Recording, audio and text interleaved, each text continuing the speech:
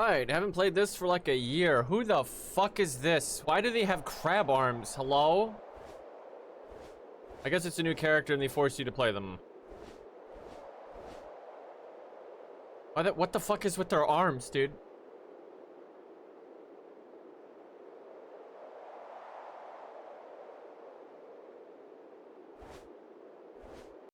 I don't know what this character is supposed to be. Out here doing backflips and shit. Is there a way to like, I can't do they like crab arms or what?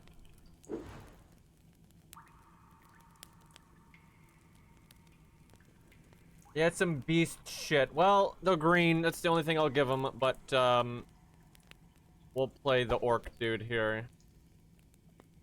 Their name is Leaf. Oh god, there must be like a druid or something. I'll try them at some point. Alright, so they added a new chapter. I wonder if I have to beat the other chapters again to play it. Man, I think you do. I mean, I guess that's kind of okay, but I want to check out the new place. That sucks. Yeah, you can't do it. Fuck. Let me just make sure it's not some weird shit like you have to play the new character or something. No. Just can't do it. The Bleach Guy, thank you for the 16 months. I can count. Hey, sorry I haven't been streaming. It's just, I don't know what to stream anymore, man. Like, anything I feel like playing, I know is just like no point in streaming at all. So, and anything that I think might be like kind of like the stream would enjoy, I have zero interest in playing. So, all right. Well, I guess we have to do chapter. Oh no, I see. This already was activated, so I can do it. Stream the horse game. God, maybe as a one-off stream, that probably would make Chad happy. I've never even watched anyone play it, so. What is all this? Guess this is all your items on all your different characters and shit. Okay, well, I mean, how hard can this be, right? You know what's weird is I've never played Minecraft. Right, they changed his moveset. Okay. Pretty simple start here. Trying to remember. I know moving around in this game is good. Sorry to have kept you waiting, friend, but it seems you started quite the way without me. The whole blah blah blah blah. New stuff. Your dash damages enemies in a line ahead of you. Your attacks become stronger and knock back enemies. A sea serpent fights alongside you. I guess if it dies, it respawns in 6.5 seconds. Sure, that's cool. Guess we're Canis now. The audio's not fucked up. Oh yeah, there's no music. I knew something was lacking.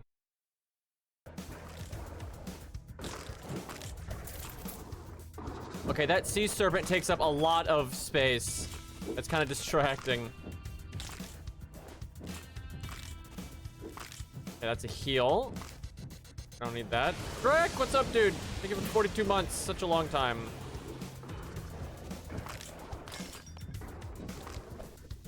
The chance of someone mistake green for dream is not 0. Excuse me, what?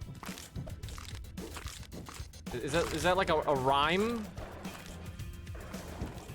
Green dream machine? Like, what the fuck are we talking about? Death is not the end. Your attacks become stronger. Resolve curse status immediately. Reroll, and this changes the god entirely. An aura that does damage. We'll reroll it. Green must die. Excuse me. Don't stream for like a week and everyone's out for my blood, dude.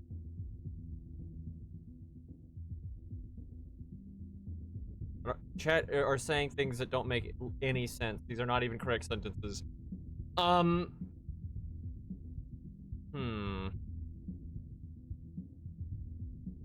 become stronger. Veil of burning, blah blah blah. Wait, so the attack? No, it's plus 40% damage. Okay, I like that.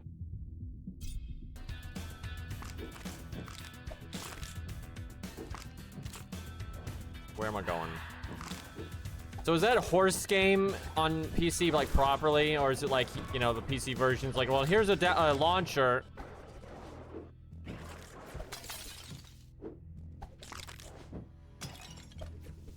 Yeah, I can't say I want to play that game, but I'm sure it'll make good content. These blue things are possessing skeletons, which I guess is making them stronger.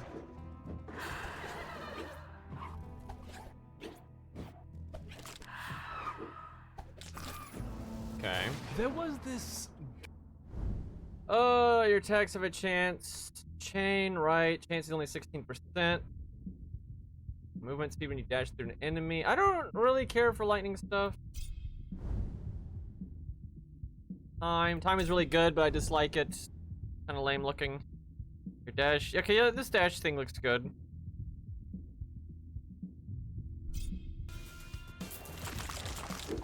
We're very watery right now.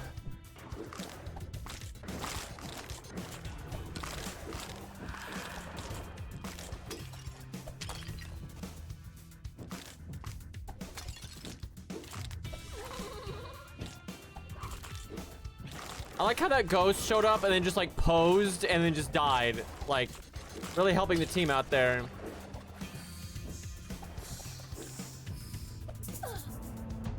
War. Okay. The effects of your dash have a larger area. Whenever you dash, your damage is increased temporarily. It's only 1% for 4 seconds. Man, is Sanson still broken? I'm guessing like that bot doesn't, it's just their Twitch doesn't allow them to get viewer information anymore. That's really messed up. I'll see if there's anything I can do about it, but I don't think there is. I think it's like Twitch API stuff. Like someone do Cairo, like exclamation mark Cairo, because I think what it is Moobot isn't allowed to access the viewer list anymore. And that's why the other commands work and that one doesn't. Take 5% less damage. I mean, that's not super great, but sure.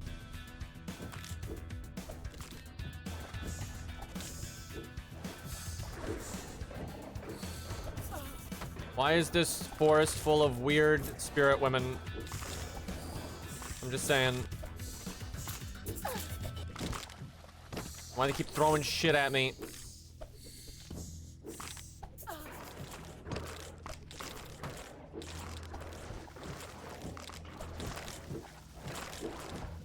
Oh, there's a power up above me.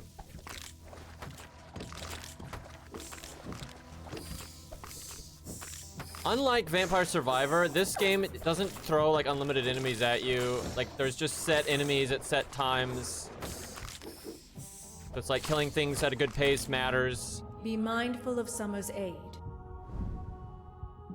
8% less damage. Every few seconds, your next attack certain to critically hit. That's cool. That's also new. Yeah, that sounds good. Basically, you get a crit every 2 seconds. Wonder how our Sea Serpent's doing. He's kind of just running around killing shit on his own. I bet you those explode. Yeah. I've played a video game before.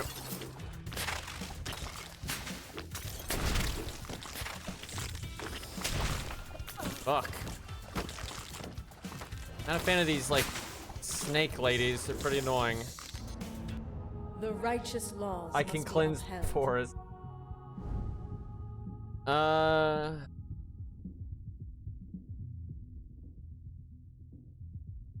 We'll do the damage reduction.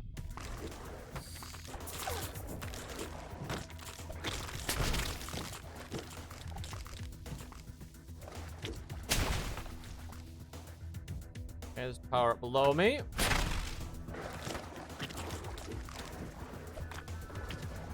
If I kill these guys, they explode, but I don't think that does damage, where if they do it themselves, they got like a hitbox, so. How do I activate this? Lose 7% area whenever you pick up 3 gold.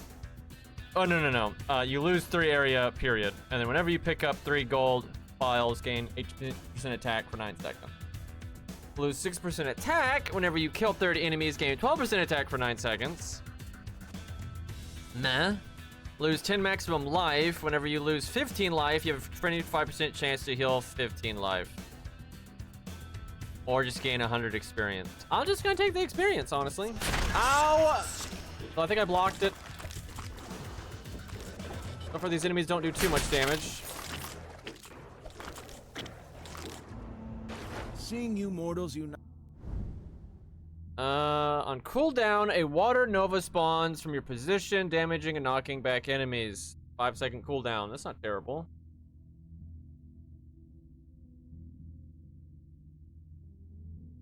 So this makes it so you get more water buffs, and all water buffs do more damage. 90%, so it's almost going to be him and nothing else. Serpent damage is increased by quite a lot. Fuck it, we'll take that.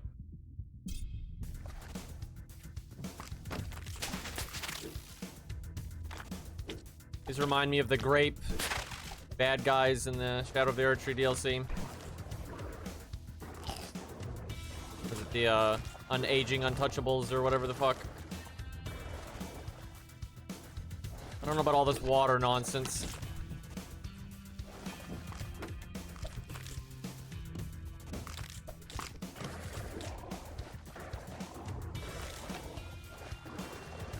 I'm guessing that's a permanent life regeneration buff, and if so, that's quite nice. What's this? Oh, heal, but I already had full health. Kinda lame. Yeah, it's nice to have the option if you want to go hard on a blessing type.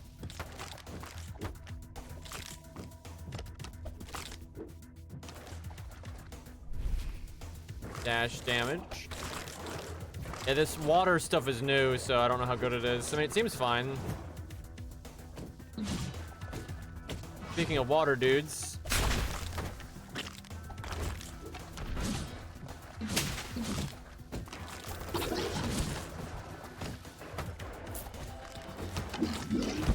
Man, there's shit everywhere now. Okay, my crit happens more often. An aura damages enemy around you. The damage an enemy takes increases for every second it stays in the aura. Yeah, okay, that's kind of cool. Ah, I see.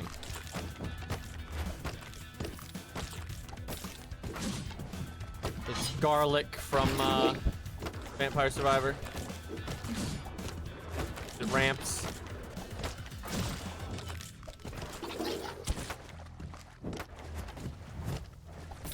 So I don't like my dash because the water effect is really confusing and it looks like an enemy attack, and so it's hard to tell what the enemies are doing because all I can see is the water crap that I'm doing. Remember.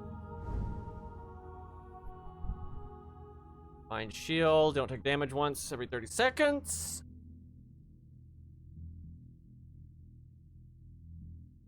Yeah, sure. Most of the time it's gonna eat some weak attack, but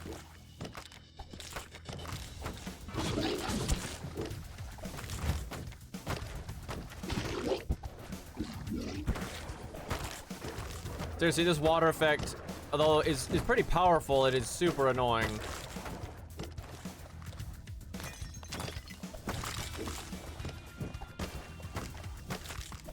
I can kind of just dash into enemies though and they die. Okay, that almost doubles the damage. This ups the Sea Serpent's rarity. We'll take, you know what? We'll take, fuck it. We're going ham on the water. Maybe I shouldn't have done that though. These gold effects we've got are actually really good. And now we're barely gonna get them. Well, let's max out that Sea Serpent, I guess. I don't even know what hit me. I'm curious to see the Serpent stats at the end of the game. So far, this map is a little boring. The other maps would throw some very gimmicky, crazy shit at you pretty early on. All this map has done is had, okay, I had to say something, didn't I?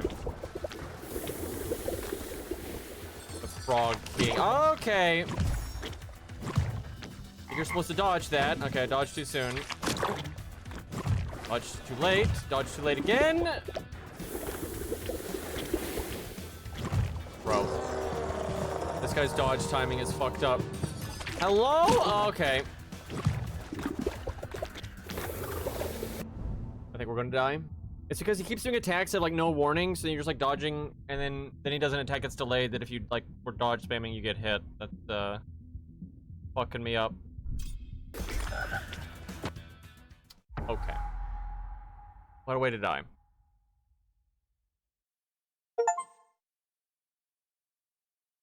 I like how I got an achievement for that.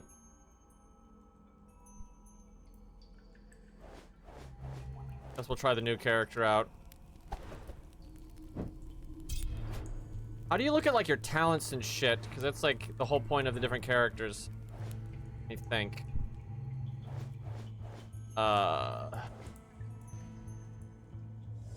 No.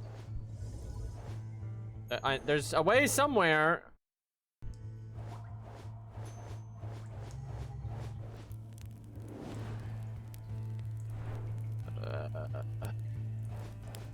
I have no idea. And they all have like different passives and shit.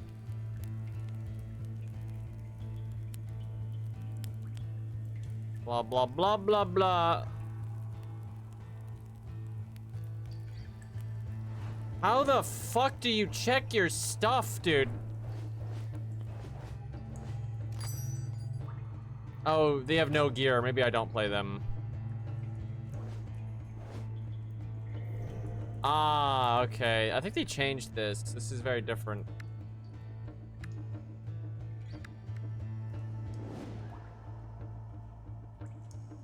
Yeah, I guess I need to get gear from the other characters and transfer it to this character. Like how the shop's not even selling anything. Oh, no, it is. Here we go. I mean, I don't know what, like, is even good here. Attack speed, attack damage. Life regeneration or damage.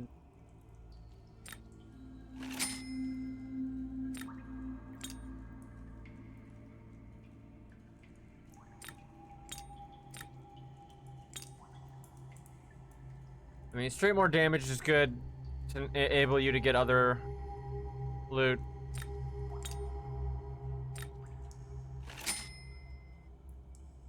That is not a lot of stuff, though. I guess every time you do a game, new stuff will be available. I need all of this shit.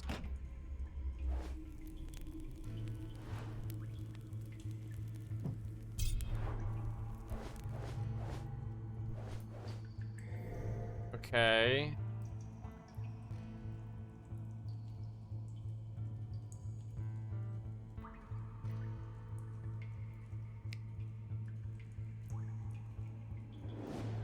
Okay, so the colored ones are available. It doesn't mean I have them. That's 0 out of 3, I see. Hack faster. Prime damage is increased. I don't know what that means.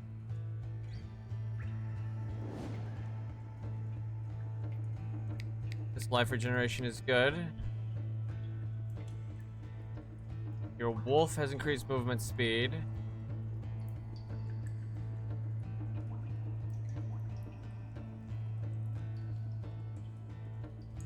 You have more strike and summon slots. I think that's like the powers you can take from the gods.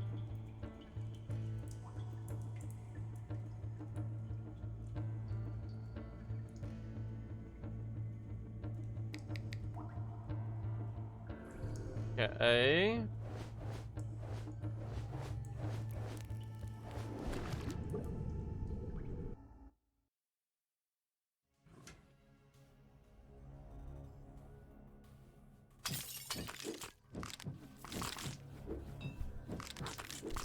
Here's the whole thing about like ads. Like, I don't even like, you know, you have to make money somehow, right? Like these platforms, if they're not making money, how are they going to pay for the servers? I mean, literally, right?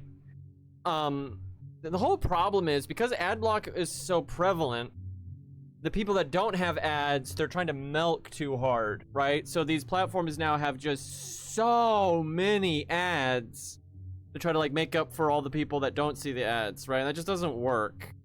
Like the whole system is just kind of messed up. Because like Twitch is just becoming so fun to use because I think most people are okay with some ads, right? They're just not okay with an ungodly amount of ads all the time everywhere. And like it's kind of like a catch-22 though, because there's so many ads now and they're so like annoying that people use ad block. And because people use ad block, they're trying to get more out of what ads they do get through, right? So the whole thing is just messed up.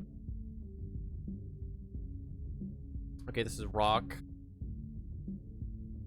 Increase damage with 34%, larger area, and a 2% chance that the attack becomes stronger and have stun. Only 2% chance though. Stone soldiers fight alongside you. That sounds awesome. Let's go. That's definitely new. Well, she attacks pretty quick. Alright, we got that like blade thing. Also, our wolf is getting so much XP out there. Look at all these like XP orbs on the ground that I didn't even have to do anything for. Doggo OP.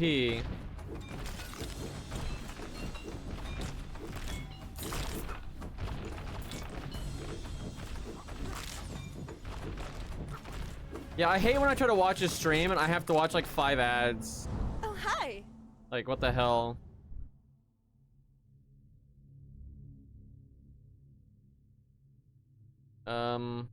Breath of Fire is pretty good.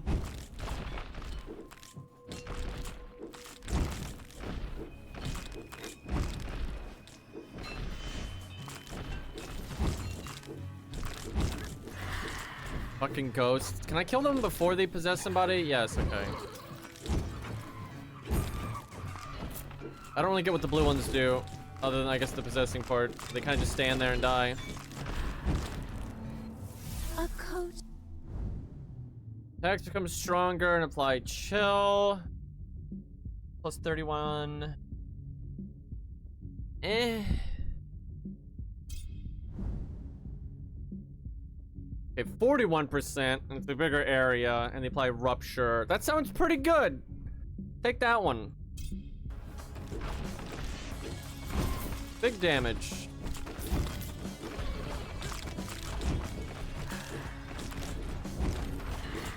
I tell you though, I think Twitch has been doing such a bad job with just literally everything that they've given their competition so much free real estate.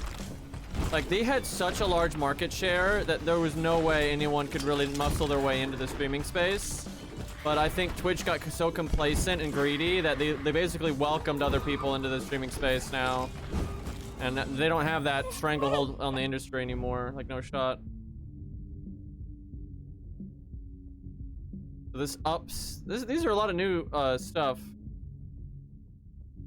Just increases my damage by 5%. This makes my flame breath. There's just a multicast. But you lose a strike slot.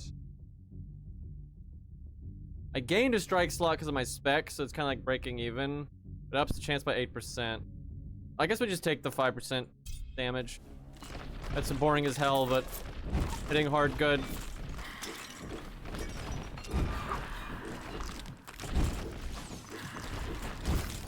Okay, we gotta get good and strong here. So we don't die to a frog again. I think he showed up at the 6-minute mark.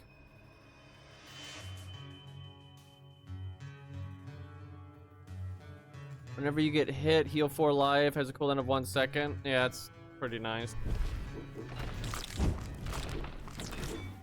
What are these things? Are those mine? Why is there so much weird shit on the screen right now? Are these little guys casting them? I can't tell if those are friendly or bad. Our stone soldiers are kicking ass though.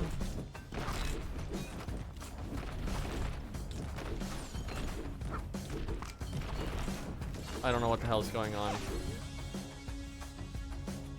Whenever you get hit, you have a 25% chance to trigger Breath of Poison that deals 80 damage in a 380 area and poisons enemies. Yeah, sure. Okay, do these hurt me? Yes, okay, gold bad.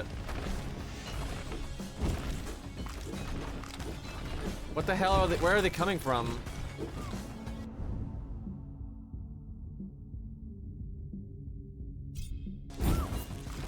I think it was another evil woman. That seems to be the theme of this forest.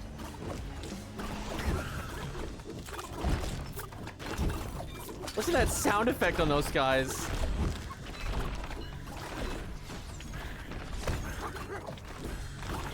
Evil women looking, don't even.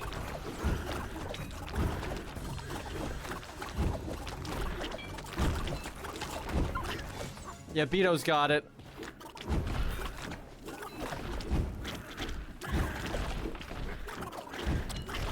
Dude, I don't even know what to say. Like, what the hell? Better soldiers. Stone Golem. A Stone Golem fights alongside you. Hell yeah! Look at that badass. Dude's wielding medals.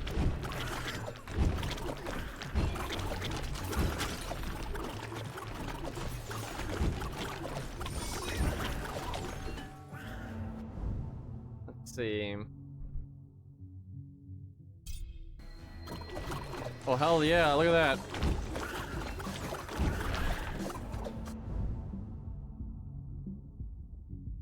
So much rock stuff.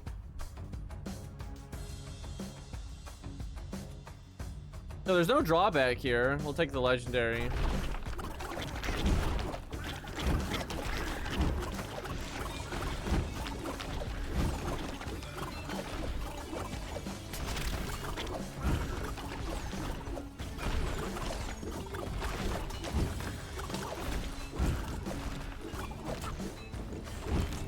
So, chat, that horse game doesn't have any men in it, does it? I think I've asked this.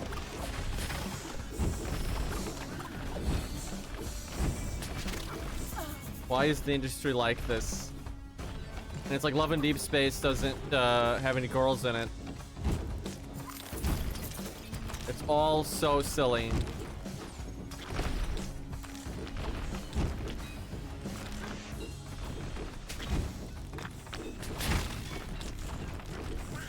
Player character doesn't count. That's always like self-insert nonsense. But I'm the only guy in the universe.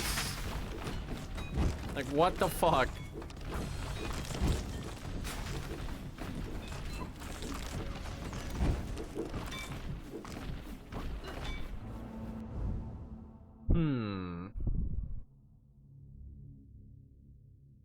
Upgrade Breath of Fire. Breath of Fire was what I was about to say there.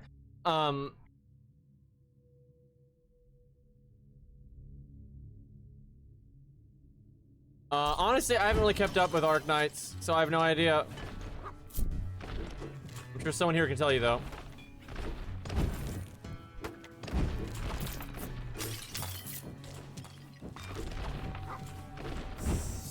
Oh, more evil woman. The fuck is going on?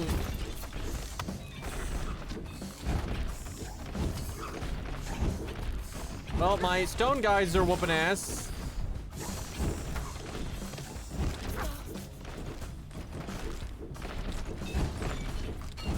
This like spirit thing's got an aura and it's got so much health.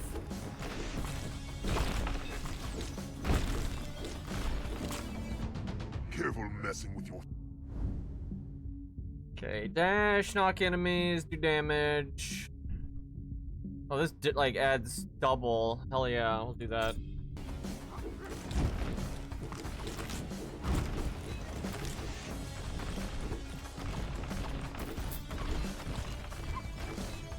My minions are killing so much. Okay, last time the frog guy showed up by now.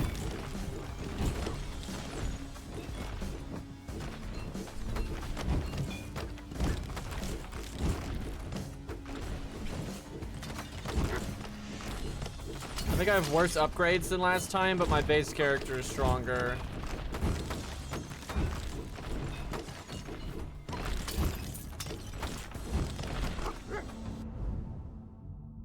Wow, 121%. Hit it very hard.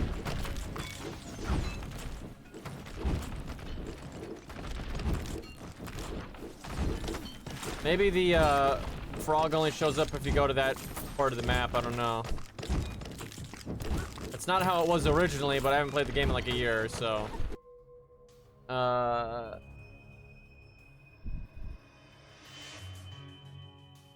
that's good. I like that. Free loot. I don't look at my inventory. This is a tier 3. What I'm wielding is a tier 1. It's way higher base damage. It's just the side effects aren't very good.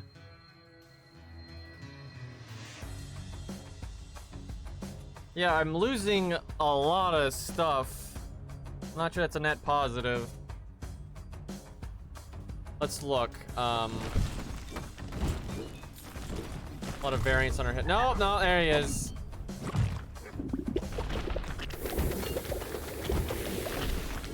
God, I hate this guy's attacks. Most of the bosses in this game that I've played in the past I've really liked, but this guy's just annoying as hell.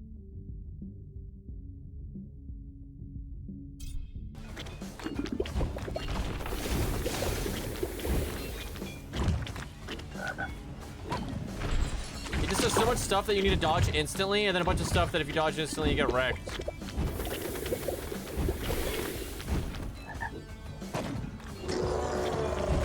Oh, look at that awesome glow, though. That green looks amazing. More of that. Whoa!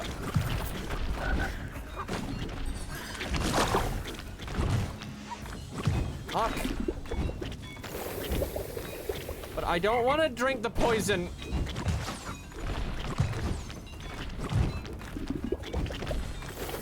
Please stop doing that.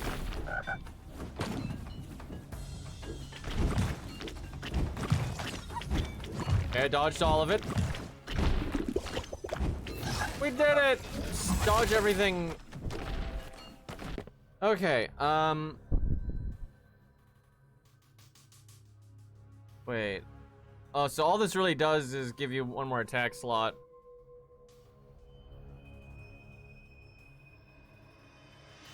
So I have like really good tier 1 loot. But what's dropping here is tier 3 loot. It's just, low rarity for the most part. This does do plus 25% damage. Which is pretty, I lose so much armor though. 25% damage is pretty big.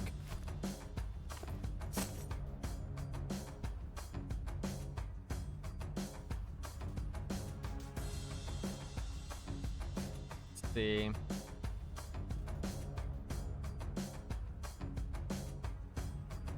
Wise ring, I don't need too much. I lose the legend offers and nah, I'll just keep what I got. I guess I need to kill more bosses to get more good loot. What's this purple thing? I don't know what that was.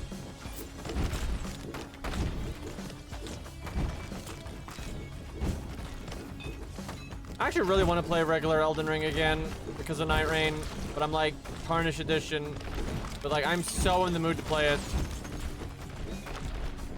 I want to try out Stamp because Stamp was so good in Night Rain. I want to see how it does in regular Elden Ring.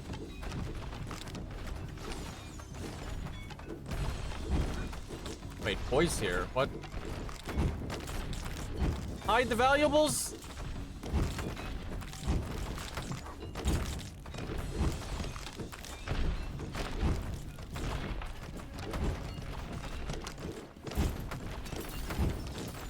I didn't see no poi.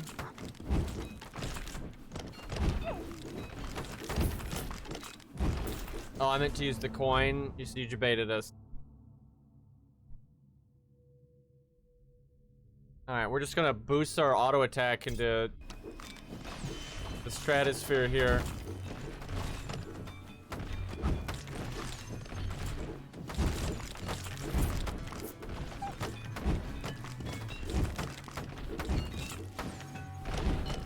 Oh, I just got debuffed. Negative movement speed for 30 seconds. Okay. I don't know if I deserved that. We do so much damage, though.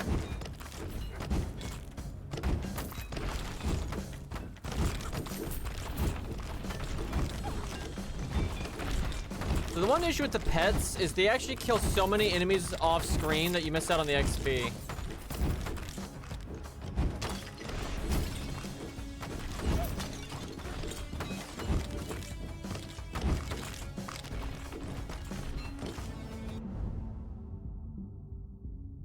Our attacks are 233% stronger.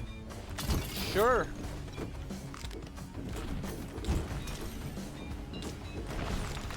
Love it. Don't love that.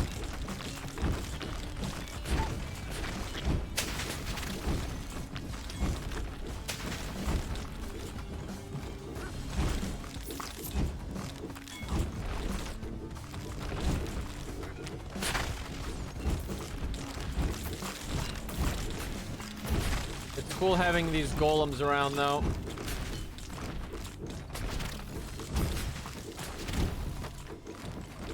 Okay, your XP bar is at the bottom there. Oh, look at all that. Okay, better soldiers. Rocks rotate around you, damaging enemies. If you hit the rocks with your attacks, you shoot them out and they deal additional damage. Or make our stone soldiers stronger. We'll take this. That's cool.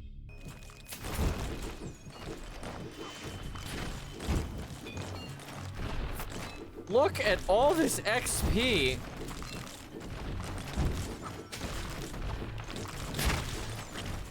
And my minion's putting in work.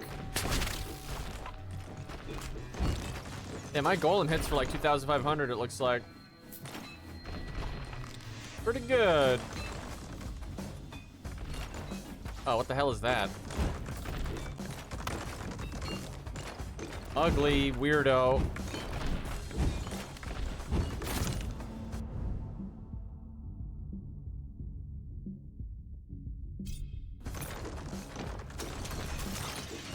Hell of a lot of skeletons in here. What the fuck? I knew Chad would get mad about that. Look, he ran away to hide in a cursed forest for a reason. I'm just saying.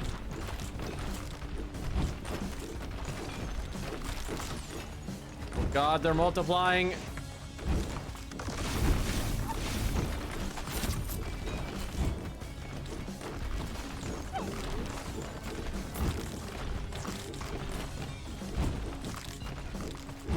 At least he's green, though.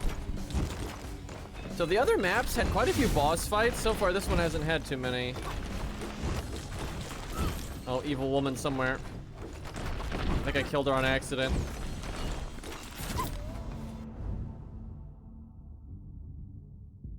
So... higher rarity golem or a higher level stone soldier. Probably the level.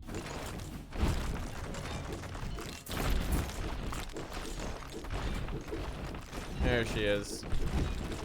Get out of here.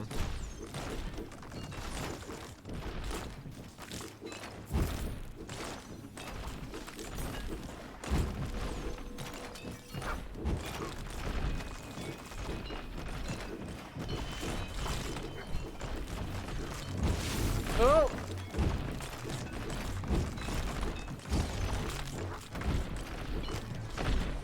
I'm assuming these barriers they make are temporary, so I don't seem to be able to destroy them. Yeah, okay. Oh boy. Chance to summon swords, only a 6% chance though. Get a chain that rotates. And banish means if you don't like something, you just get rid of it, so it doesn't show up anymore. Make my attacks even stronger. You're on. Oh, that guy looks awesome. That's some Green Knight shit right there. Oh, they are murdering me though. Holy fuck. Okay, guys.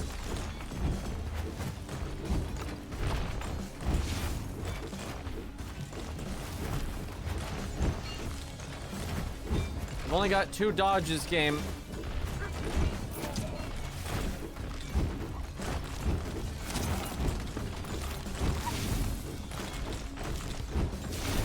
God damn.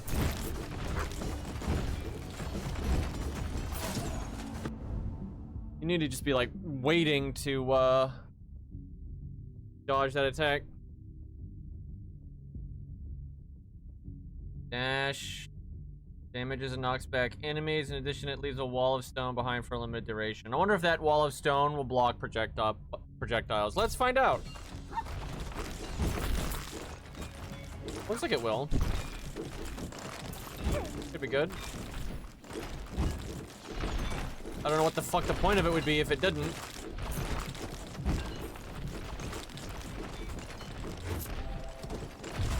Oh, Scarecrow.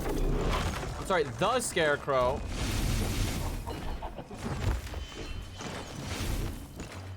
What is even hitting me right now?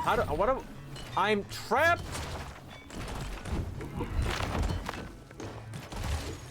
Okay, you can like dodge through those. Could there be any more particle effects?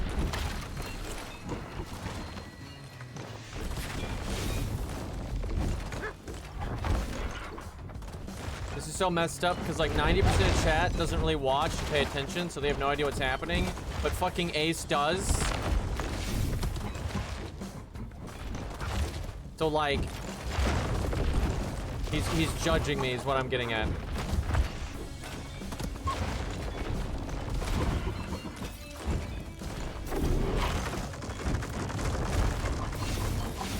Okay, those root you.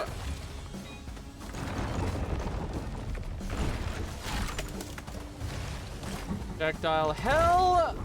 This guy's like the Shadow Tree avatar.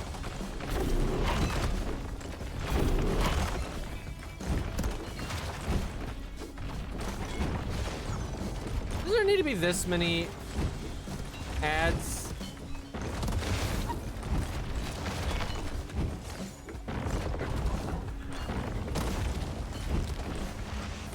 Yeah, if I call like a hitbox bullshit, Acel, I'm actually streamer. If you paid attention to the left, got him. Okay, why is it such low rarity?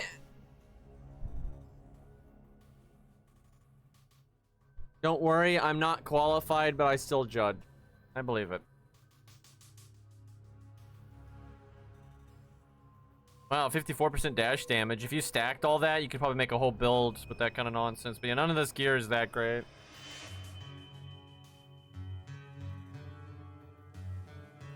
Man, I still just never try Final Fantasy 14. I just like, I don't got time for that shit, but I do hear it's like the good MMO right now. I mean, my big gripe is like anytime I see videos of it, it just looks so discombobulated, right? Like all of the everything's so spammy, and like all the characters, they have no cohesion, right? Like they'll do a skill and it's like green, and then do a skill when it's like a blue particle effect, and then it's red, and then it's just everything feels so floaty and like unconcentrated. It's just like color spam no matter what class you are. It's weird, man. Like I never watch a video of that game, and I'm never like, oh yeah, that class, they're like the cool red attacks melee class, you know. It's nothing like that. Everything is just so rainbow bullshit. 10% larger area. I'll make this level 2. But classes just don't seem to have an identity from like looking at it from the outside in. Everything's just rainbow colors.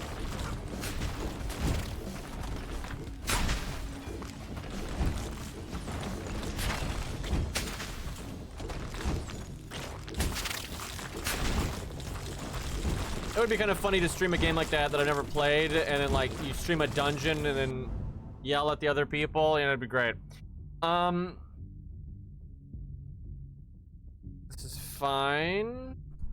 I feel like they nerfed this ability. It used to be super strong, but the damage on it now seems kind of whatever. It was probably too good before, though.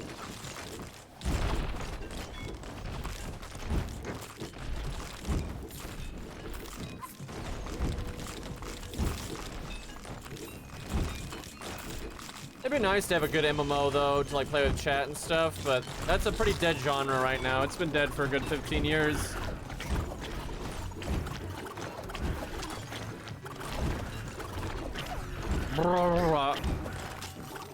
At least these guys are green.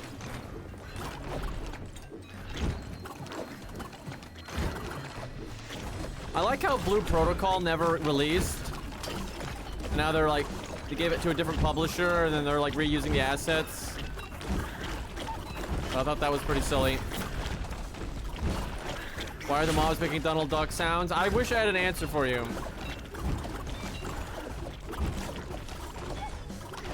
Guess Donald Duck is the role model.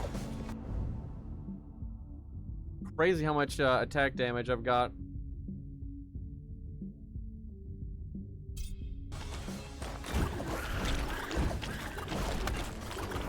I wonder if different upgrades are multiplicative in this game.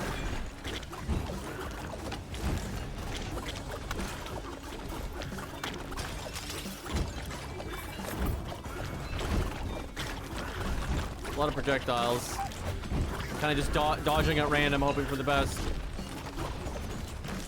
Oh, Green Knight, dude. You gotta kill them pretty quick, man. They fuck you up.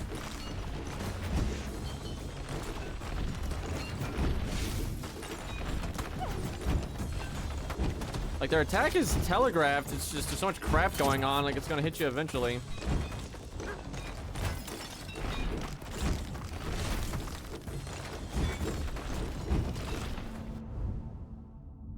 $371.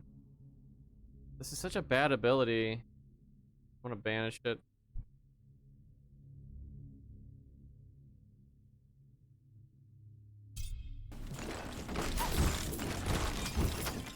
I mean, my auto attacks are doing 3,000 to 5,000 damage at this point. Oh, the main boss is gonna show up soon. I don't feel super ready for that.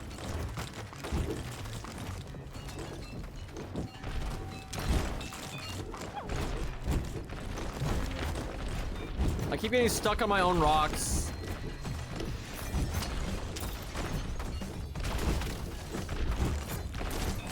I see that it does stop his charge attack, though. So I'm presuming it stops projectiles as well. Let me give you a reading. Okay, damage increased by another 5%. Sure.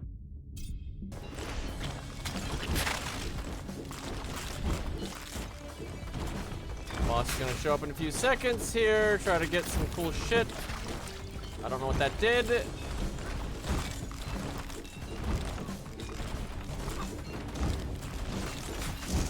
Okay, life regeneration.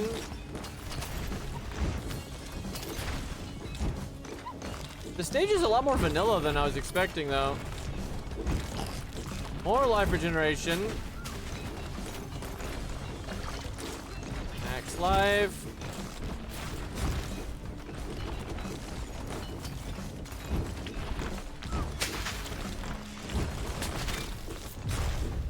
The Lady of the Lake. Okay, who the hell is still shooting the projectiles? I can't see the boss because the other enemy's making so many projectiles. Okay, can she calm the hell down?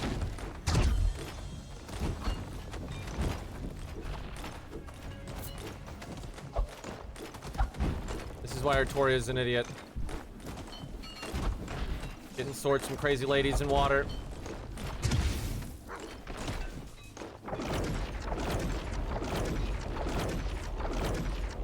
Okay, Toho.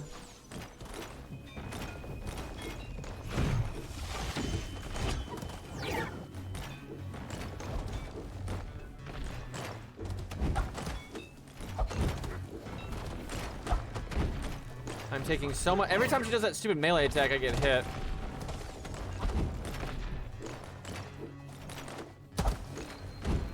Okay, dodged it. I'm trying to hit her with my flying rocks, but I'm kind of just guessing. There we go. Dodging too soon. Woo! Oh my god. Nope.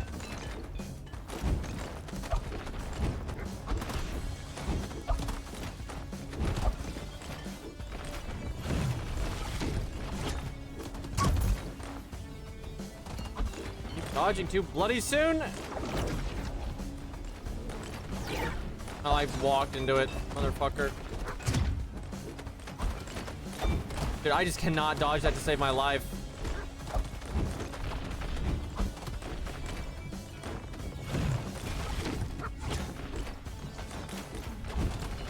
Bro! Okay, got that one. Getting a little bit better at it.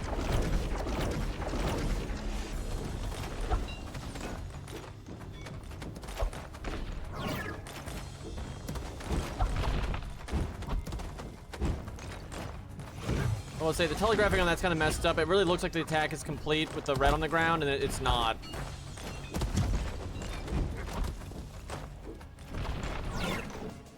Fuck.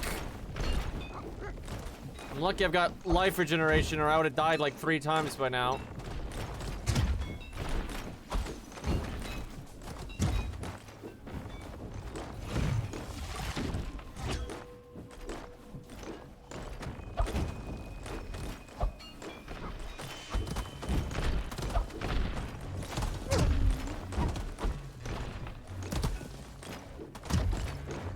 Being a little bit better at this. I say that and then I get hit 4 times in a row, motherfucker.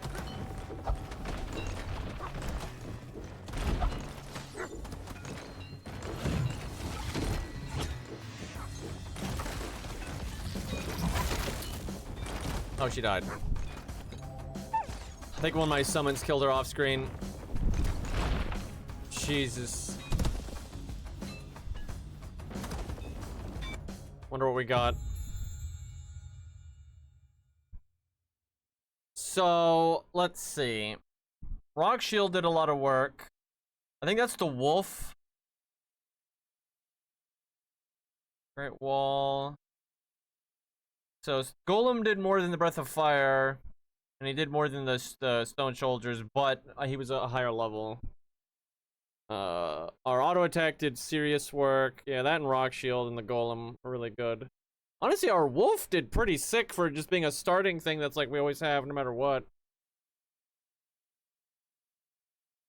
Great Wall didn't do too much, but it's more of defensive, it seems like. That level was a lot more basic, though, than the other stages. The bosses were fine, I guess, but, Alright, this makes the stuff harder and you get better loot.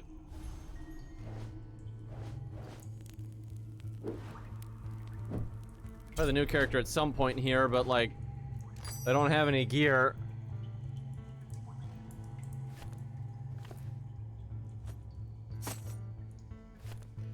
I see the inventory is shared between characters now. That's probably for the best.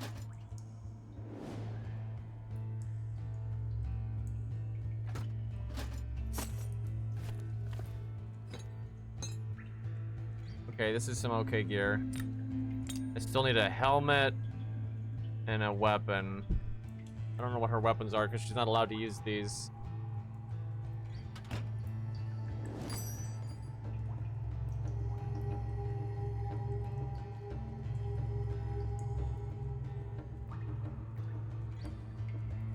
Wish it would tell you.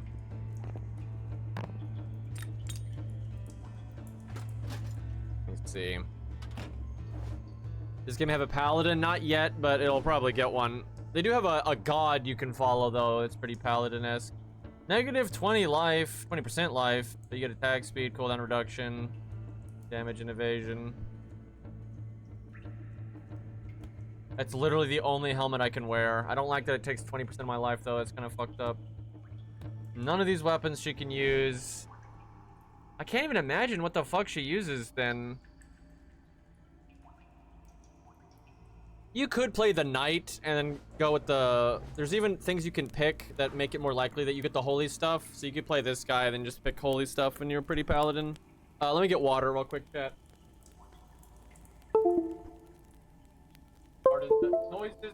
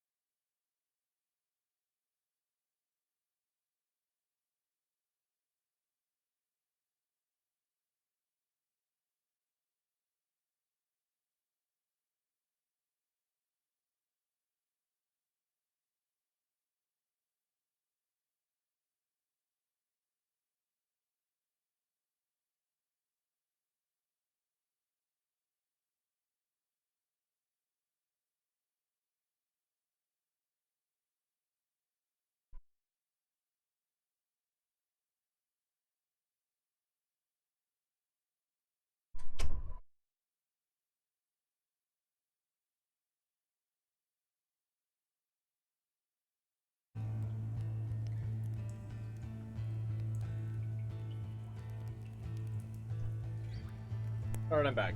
And yeah, I would agree paladins do normally have pretty good... I don't know why it's this random fucking external hard drive of mine keeps plugging itself in and out. Like, I'm just unplugging it so it shuts the fuck up. It's a crazy old external hard drive too. It's got like Fate Zero on it from back in the day. Okay, well, we don't have a weapon or a helmet, but I guess we'll just do Act 2. I don't even know what this character does. And we don't have any of their talents. Oh boy. We are not doing a lot of damage, but I guess those guys are just tougher. Killing the skeletons. Because I don't have any talents, we won't really see what this character does. A world without death. Oh, I only have banishes. Ugh. Guess we have to go with death no matter what. Okay, auto attacks are stronger. Kind of a boring pick, but it's good. He's got good hitboxes.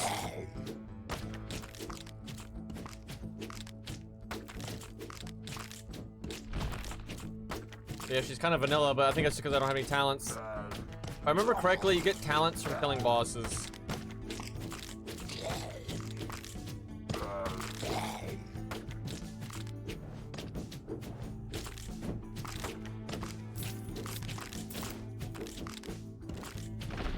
Generally, my favorite like archetype in a game is just gonna be like a knight, but like paladins up there.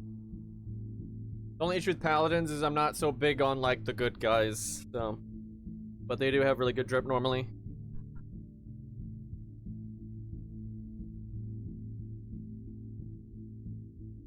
Okay, this applies curse. That's good. We need that.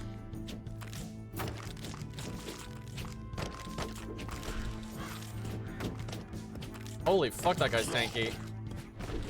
Or I'm just that weak. Ow.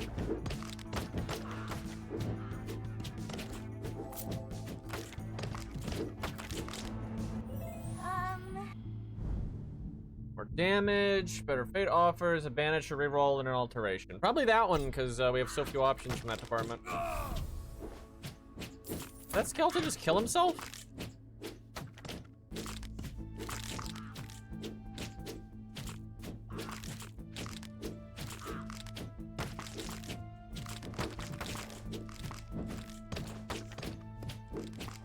Shotgun mage. My bird would like to curse this guy. That would be great. A little late now.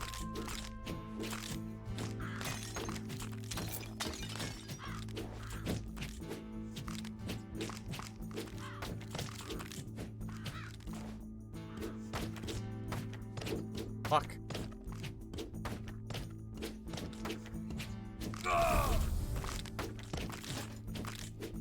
Oh, helmet.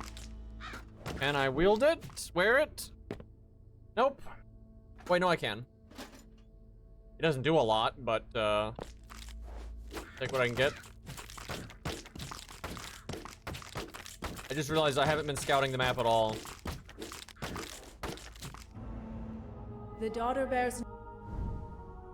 It's like light rays, and like there's a thing you can pick where you're more likely to get this kind of stuff. So if you wanted to go paladin, you could for the most part. Your dash increases your movement speed. I mean, that is good. Light ray. Your chance of being blessed by justice is increased. All justice blessings deal more damage. Well, that's another way. You can get gear and stuff to make it more likely that you get justice, but fuck it, we'll pick that. Time to go ham on the holy, which is kind of weird for a weird druid lady.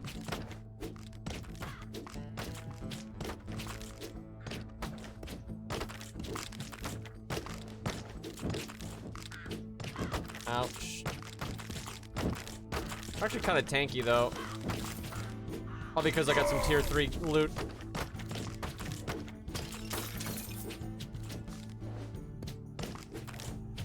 Characters that have wings? Depends. I mean, you've got like the Crucible Knights, right, in Elden Ring. They get wings. It can be cool.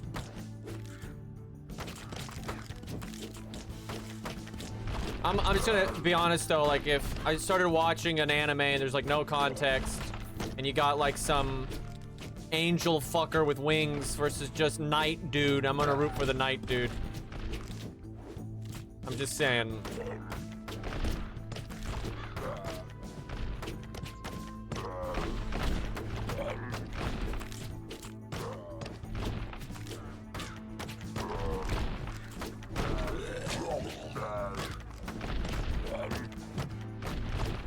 Man, ugh, I gotta do more damage. These mage guys. Look at this. Wailing on them. Fuck, I keep dodging into that.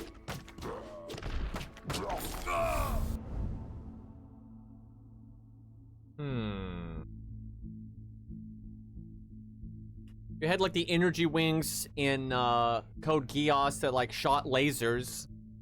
That was the thing.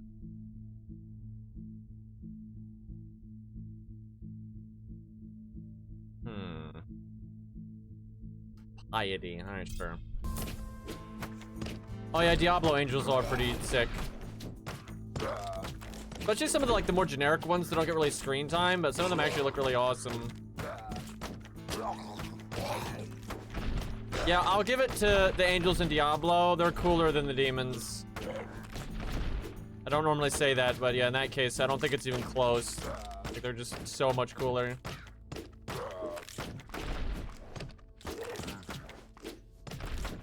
But, you know who's cooler than both of them?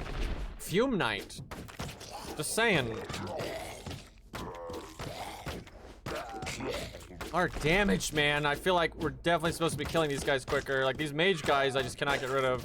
And because I'm killing so slow, I'm not getting any of the map events.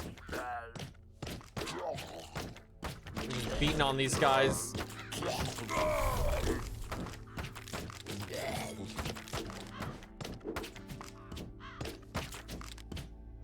Yeah, there are some cool demons in Diablo, but they're kind of few and far between, honestly.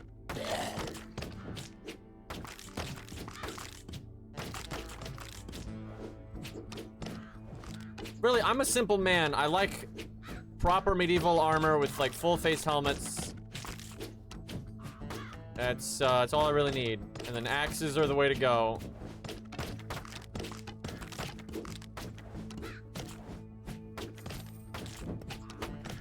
Graveyard junk. Dude, we're gonna lose. There's just no way. Like, our damage is not keeping up here. Barely fend off these skeletons.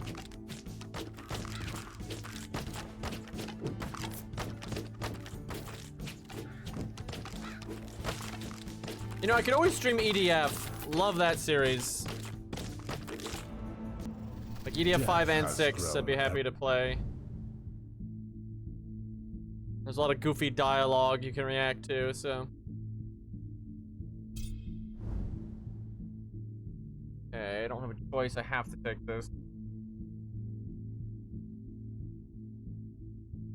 Tornadoes, now I'll do the lightning.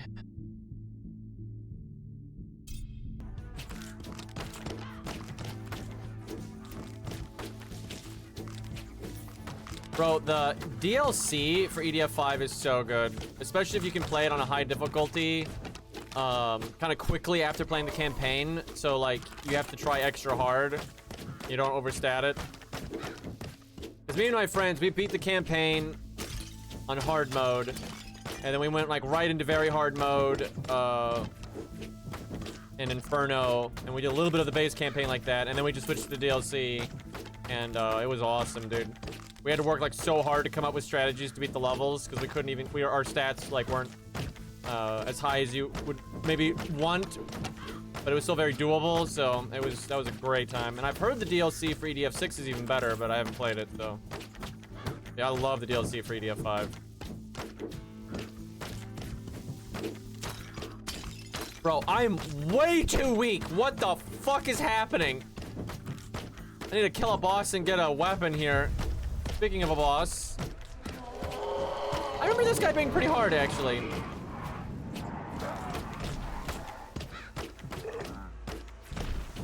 I remember I had a strategy for this guy that I came up with that worked extremely well, but I don't remember what that was. I know he does like a charge attack that you don't want to be close to him when he does it. I definitely remember that. We're dead. There's just our stats are way too low. I think I have extra difficulty stuff turned on for Act 2 that makes it harder. It's actually probably harder than Act 3 right now because of that.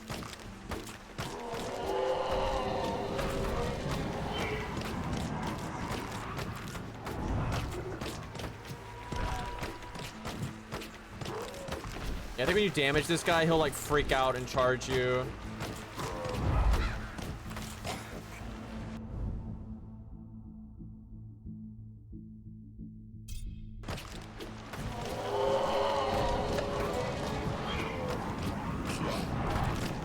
Unless they changed him.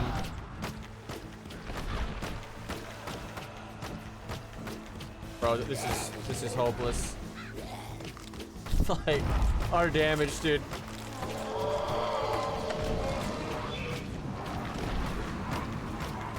I'm just gonna let him kill me. There's just no way. I'm way too weak. I guess I had some kind of resurrect there.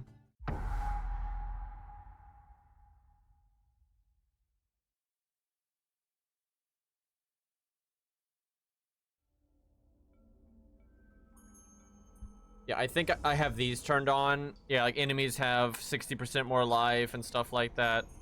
And our character's just too weak for that. Kind of sucks because you can't really get a feel for what the character's about until you get this stuff. And you can't get this stuff unless you get shit done. You can kind of scan through it though. Oh, I guess she gets stealth? What the fuck? In panther form, what? Your attacks have a chance to transform you into panther form, and if you dodge through someone in panther form, you get stealth. And then if you're stealthed, you do more damage. What the hell? So I guess you got a bunch of different forms. Yeah, see there's an eagle form. Your dashes transform you into an eagle, while in eagle form you can't attack. But you can't stop moving. Your dashes don't affect your movement, and your dash... So far, this is a lot of negative. Your dashes and cooldown reduction are increased and shares cooldown with other forms. What the fuck? So basically, we weren't even playing this character though. Like, they have like a bunch of forms with different contexts. I don't care for that. I'm not a druid fan, honestly. Why do they have to be green? Whenever you get hit, transform into a bear. Shares cooldown with other forms. Yeah, I'm still not a druid fan.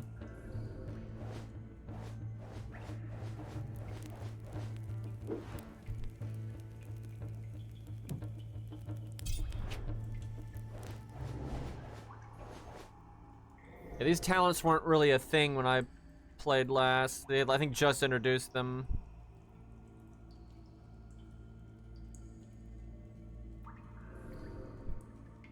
Who the fuck wants to be a druid? I know, right?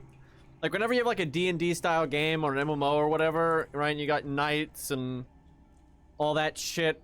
Paladin, wizard, and warlock, blah, blah, blah. Who the fuck picks druid?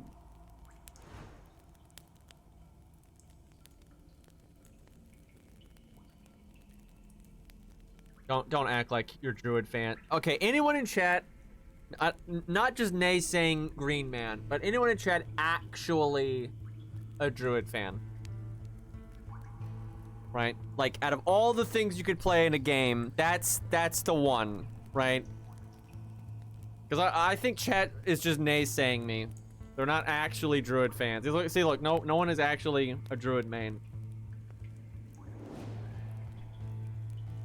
That's a whole lot of no.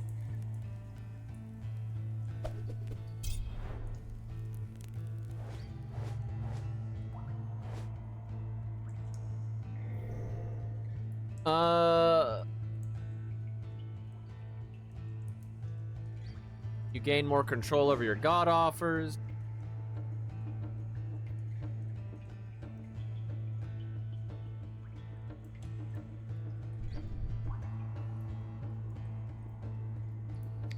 Hit harder, sure.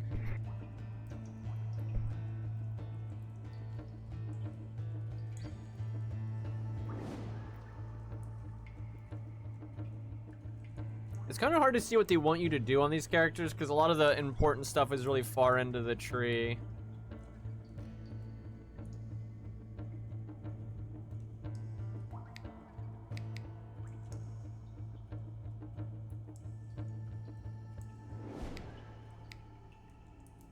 Interesting.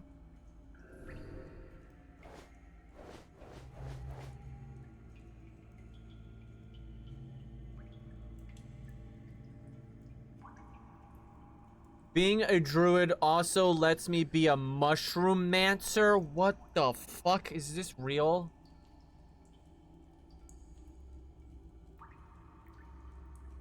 I'm actually naysaying, but I like druid.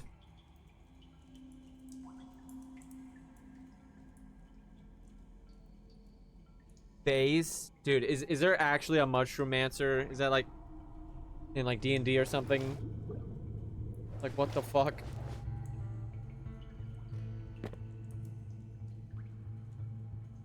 I have so much tier 1 stuff.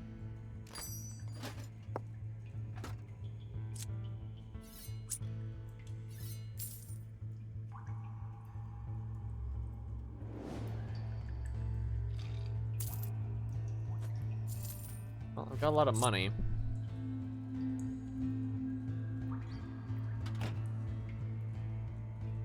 Circle of Spores, Druid D&D. Yes, one of the Druid subclasses let you do spore stuff. So this is somebody that's like playing Plants vs. Zombies and they're just all mushrooms. That's what I'm getting out of this. Chat, I forget.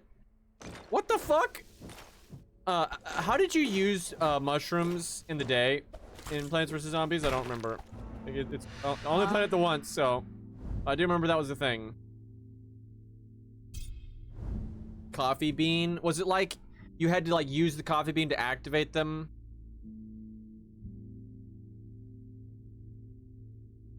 Like you like fed it to them, and did they permanently turn on as long as you didn't let them die?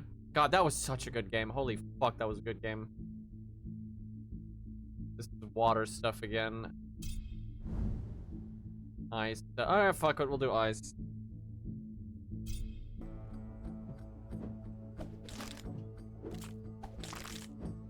There's a fan-made version of PvZ. How the fuck does that work? Surely that's been like cease and desisted.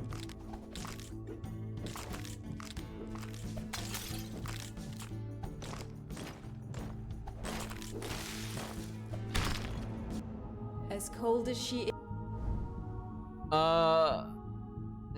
Shield or damage taken is reduced.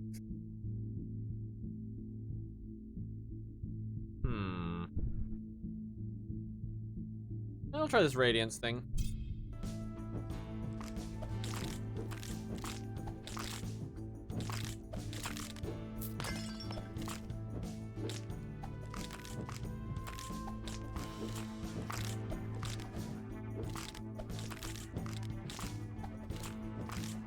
Plants vs. Zombies 1 was just so good. It's such a shame that that IP died immediately.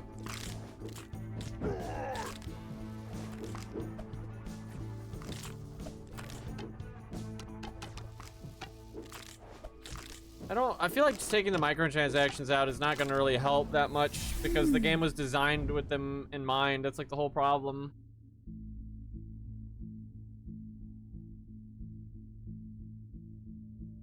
Legendary, so it's probably good. Makes it easier to freeze people.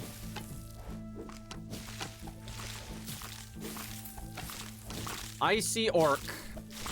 Guess Orc from the Frozen North.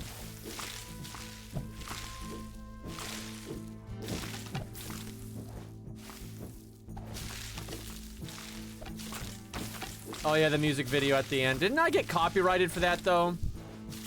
I think I did. That was so weird though. That was the only game I've ever played that wasn't a gacha game that got insane views. I don't even know why. It just randomly I got so many people watching me when I streamed that game. Good times though. Yeah, I want to say we got copyright smacked. I don't want time.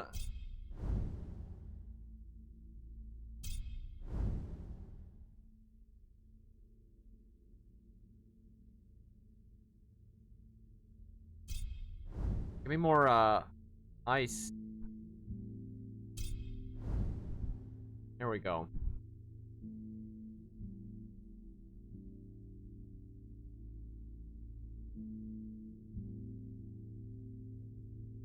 Get chill from walking.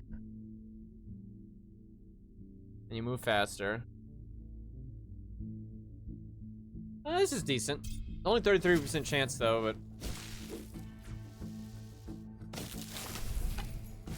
damage for 30 seconds.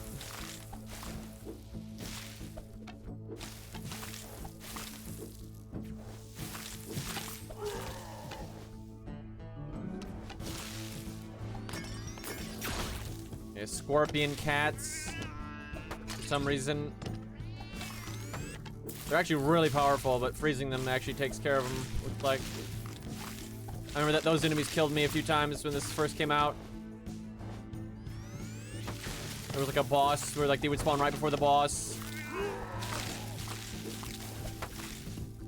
They seem to have added a bit more RNG to the enemies.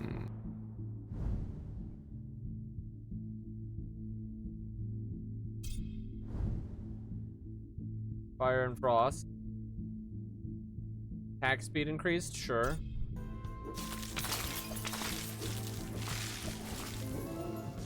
More dash damage. My dash is RNG, so it's not the best, but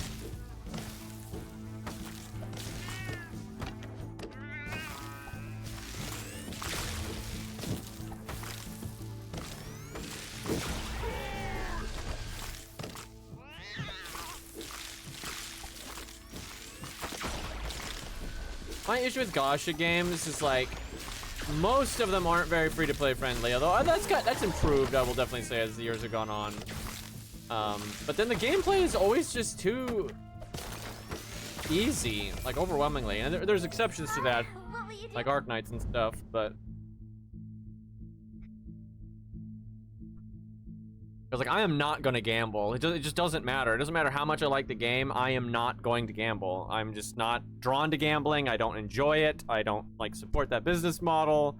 So I'm always just gonna play it free to play.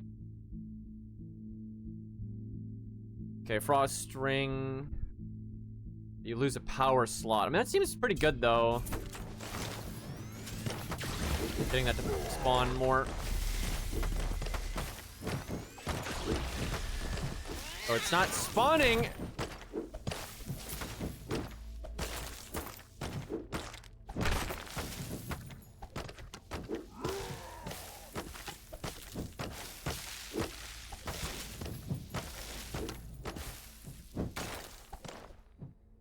Oh yeah, I saw that video about Tuho. And like, I don't really ever want to start shit with anybody, but like, that was a lot of bad takes, and I've seen this clear as crystal, right? Over my years with FGO and Arknights and everything, the gacha community is really immature. Like, the vocal gacha community is very immature, and like, it's just classic getting your emotions invested in a product, right? So criticism of the product makes people, because like there were so many people supporting that original video of him. Basically what he was saying was, in the comments were saying, is like, you know, people that criticize Gashas can just get out, right? That's so dumb, right? And for example, if someone criticizes a game, Elden Ring, FGO, Death Must Die, doesn't matter what it is. If they criticize something and you don't agree with the criticism, that's fine. And you can voice, it's fine to voice, like, I don't agree with this criticism because of this. I don't think this point's valid because of this. You know, he said this and that's just misinformation because this is how it actually works. That's all fine, right? Just because someone criticizes something doesn't mean you have to think it's correct or good or anything like that. And yeah, I remember I asked my chat about this, and I agree. I think the reason the Gacha community is so bad about criticism, I think they are the worst about criticism out of any genre I've ever seen, and I think it's because of the money. I think the people that spend money and whale are more likely to be vocal, right? Not guaranteed, of course. There are plenty of like whales that don't go online and don't go typing YouTube comments or whatever, or streaming or any of that stuff. But I think the people that do spend a lot of money on these games are more likely to be vocal in one capacity or another. And I think that for most people, not everybody, but I think for most people, spending money on these games skews their judgment. It's that simple. I don't think there's a lot more to it. I think putting money into these games skews their judgment, and they don't want to admit to buyer's remorse or anything like that. And it makes them really biased and honestly kind of just daft. And that's what started, remember that whole drama that whatever community I didn't even know existed thought I was talking about them and all that stuff, and it all spawned from me saying that, you know, all these people like defending FGO, you know, that have just wailed on it, you don't need to listen to them because they're being dumb, and they are. It's like all these fucking people acting like FGO, you know, didn't need an account system and didn't need a safety net, and there's no quality of life problems, we don't need animation updates stuff. They're stupid. That's dumb. You're dumb as fuck. You got brain rot. And me saying you shouldn't listen to people like that made them mad, and I'm like, you're just proving my point here. And thankfully, I don't have any regret because I never spent a lot of money on Gacha games. Generally, I don't spend any money on them. I'm just not drawn to that kind of thing. But I know a lot of people that's not the case. I know loads of people that spent thousands of dollars on Gacha games over the years, and they were just like, why didn't I buy like a house with this?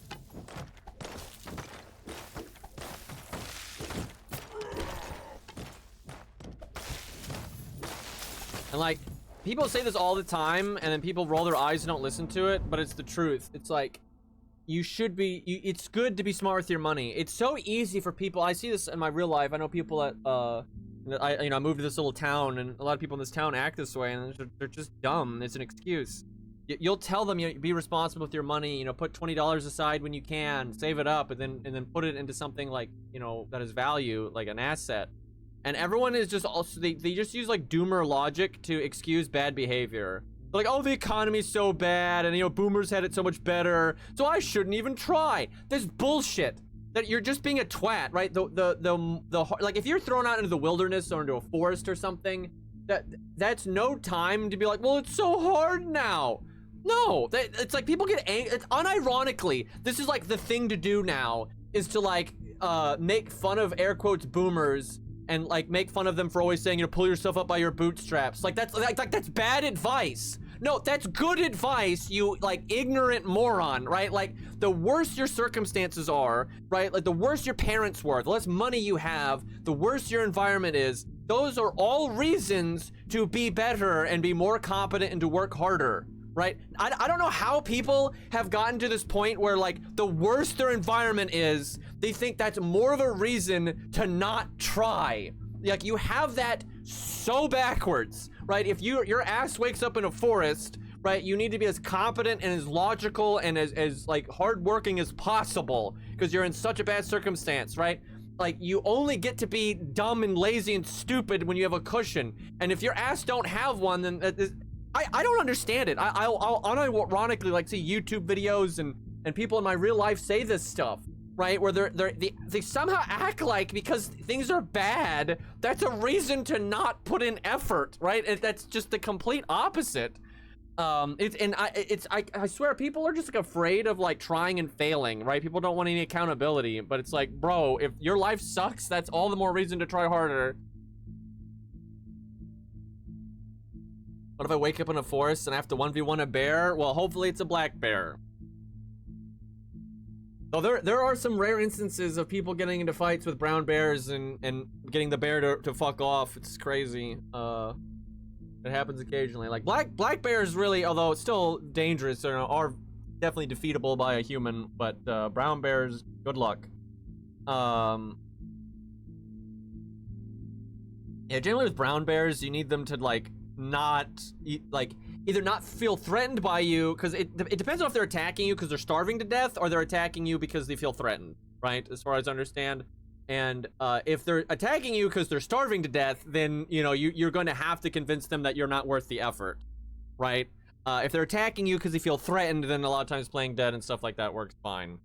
But yeah, it just depends. And if it's a polar bear, then you're in real trouble. And I don't really know about Kodiaks. I know Kodiaks are basically just as big as polar bears, and in a lot of ways they're actually stronger from what I've seen. But I don't actually know what Kodiak's mentality is. Like, if they are attacking you, I don't know what, like, typically the reason why is and that kind of stuff. By polar bears. Alright, this is Frost again. I guess we'll take damage up, sure. Yeah, polar bear is one of the few animals that, like, is completely okay killing a human for just, like, typical, hunting reasons, right? Normally, humans get attacked because they're mistaken for something, or the animals feel threatened and shit like that. Animals don't generally hunt humans, right? Because it didn't evolve that way. But polar bears are not like that. Well, if you see a polar bear, you're not necessarily dead. Actually, the polar bear might be the one that's dead, because if you're in an environment where there's polar bears, if you have any sense, you will be there packing.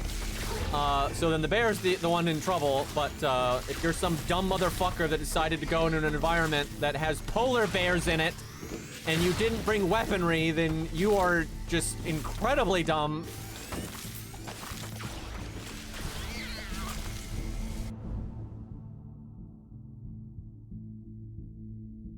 Because the sad truth is, if humans want to, I mean, we can make anything on planet Earth go extinct very easily.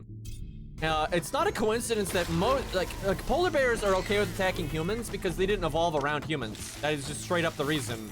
And they evolved to also be like kind of desperate, and like you just go with what you can, right? Any animals that evolved alongside humans evolved not to fuck with humans. I wonder why that happened.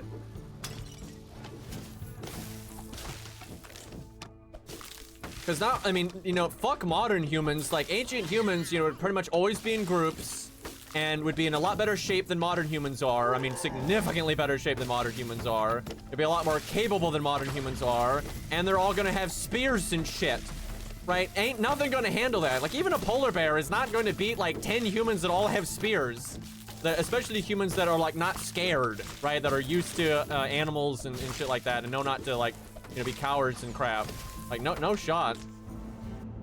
You carry the mark of the We should make fates. mosquitoes go If they exist. champion- Yeah, I'd be okay with that. Put a few billion into that. Probably what it would take. Yeah, we either hunted all of our predators to death, or they just learned to stop fucking with us. I mean, there's no way around it. There is nothing on planet Earth that can deal with even, caveman era humans. Like, no shot. Like, there's gonna be at least five or 10 of us, and they're probably gonna have spears. I mean, like, what are you gonna do? Right? Like, there's nothing can deal with that at all.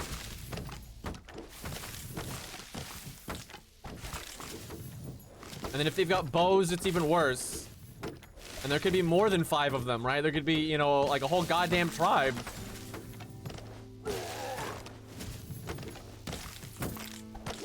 I don't know how we got onto bears from Gacha games, but yeah, Gacha community. Look, again, I don't wish Toho any like ill will, but I do think he's gone off the rails like pretty hard. I haven't really like paid attention to his content in a while. Like, I don't mean that as an insult. It's just I don't really pay attention to that kind of shit. But like when I've seen, it's like he's kind of off the rails pretty hard, and like that whole take, I just think was really bad. And I think the Gacha community as a whole is just, and when I say Gacha community, I'm referring to like the vocal minority, You know, most people that play these games don't even like talk to anyone about it. They're just hanging out doing their own thing, and that's fine. I'm talking about the people on, you know, Discord and Reddit and all this stuff, and all the like people playing apologists for gacha games, right? That's like what I'm talking about. And I think they have completely lost the plot. And there's a reason why they're like the laughingstock of the internet. Is because they're basically getting fucked by these companies and then defending these companies, right? I mean, it's just stupid. Like, don't do that.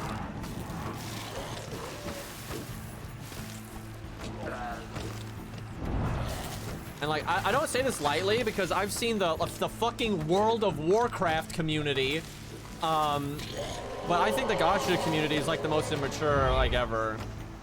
And I really, it's the money. It's the money. And I will say, if there's anything that gives it a run for its money, it's definitely World of Warcraft people. They're out of their goddamn minds. They're almost tied, but I really do think gacha communities are just, it's because it attracts people that have gambling addictions, and then people have sunken cost fallacy. And like, bro, it's easier said than done, right? But like, some of these fucking people, you know, they've put their self-worth into like their accomplishments in... Will you shut the fuck up, the curse? What kind of name is that anyway? Anyway, these fucking people have like put their self-worth in World of Warcraft or in gacha games. You're having, you know, like all the new stuff or whatever it is.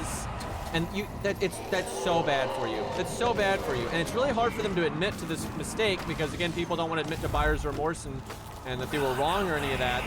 But like, bro, you do not want to have your self-worth tied up in a gacha game or in a, you know, if video games are a hobby, that's great. There's nothing wrong with a hobby, right? Those can be totally good for you, you know, no problem. But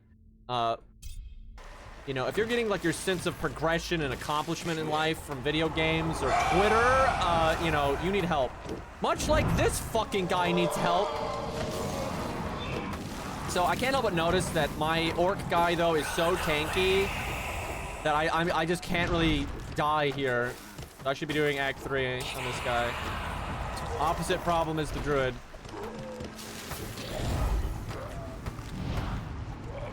Return this slab or suffer my curse. Did he say that? I don't know what the fuck the lore is here. Oh, now we got like clouds. He does actually tell you how to fight him though. Because if you're standing like right in front of him, you'll get hit so many times by the charge, it'll really mess you up.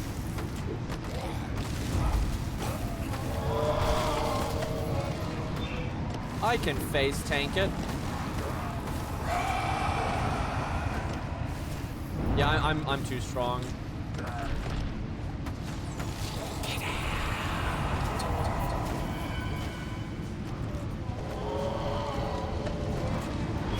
You know what's messed up? When you really look at like Twitter and Reddit, a lot of times, it depends on the context, but a lot of times what gets you upvoted is not good, right? It's not good. So like, in like getting attention on Instagram and all these things, they're not actually a good thing. Why does my face look like that? Looked evil as hell there.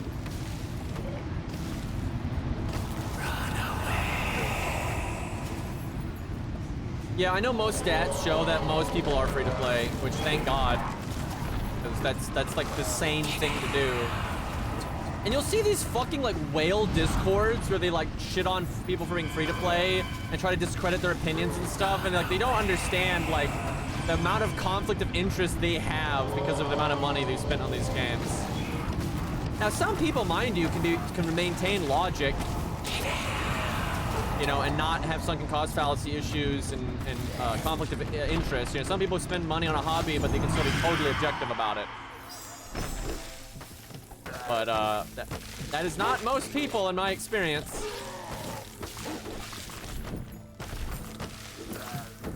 But yeah, whenever I see communities trying to like gatekeep and like, you know, push out anyone that criticizes it or whatever, it's just, that's such a bad look. And it just shows that you're insecure about the thing because you know it actually does have flaws.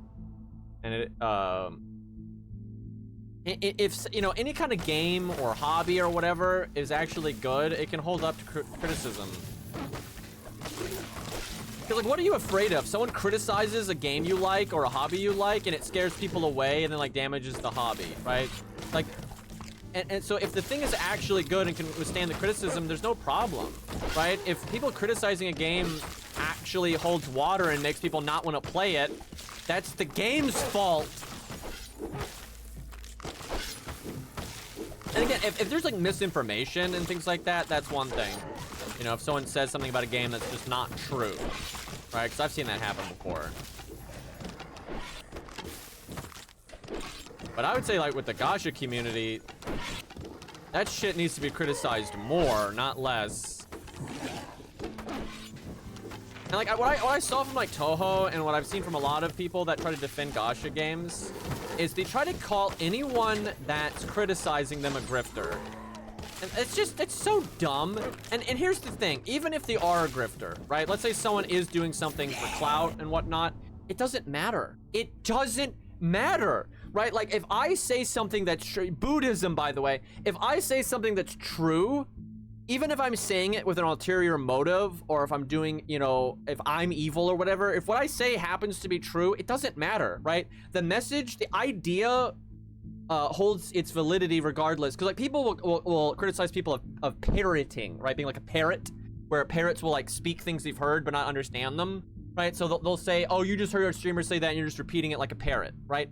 That, it doesn't matter. It doesn't matter. That does not debunk something, right? Even if that person is being like a parrot and literally does not understand the words coming out of their own mouth, if the idea that they're putting forth is still correct, it's still correct, right? It's crazy to me how often people will use that to deflect criticism and stuff. Like, oh, you're just parroting that. It just that does not mean a damn thing. Ideas, right? Ideas keep their worth regardless of who's saying them, right? You could disagree with someone on like 90% of things, but then agree with them on that 10%, right? And if you let that other 90% where you think they're wrong stop you from admitting that 10% you think they're right, you're an idiot, right? You're dumb, right? It's silly. Like, all that tribalist nonsense, people gotta get out of their heads, man.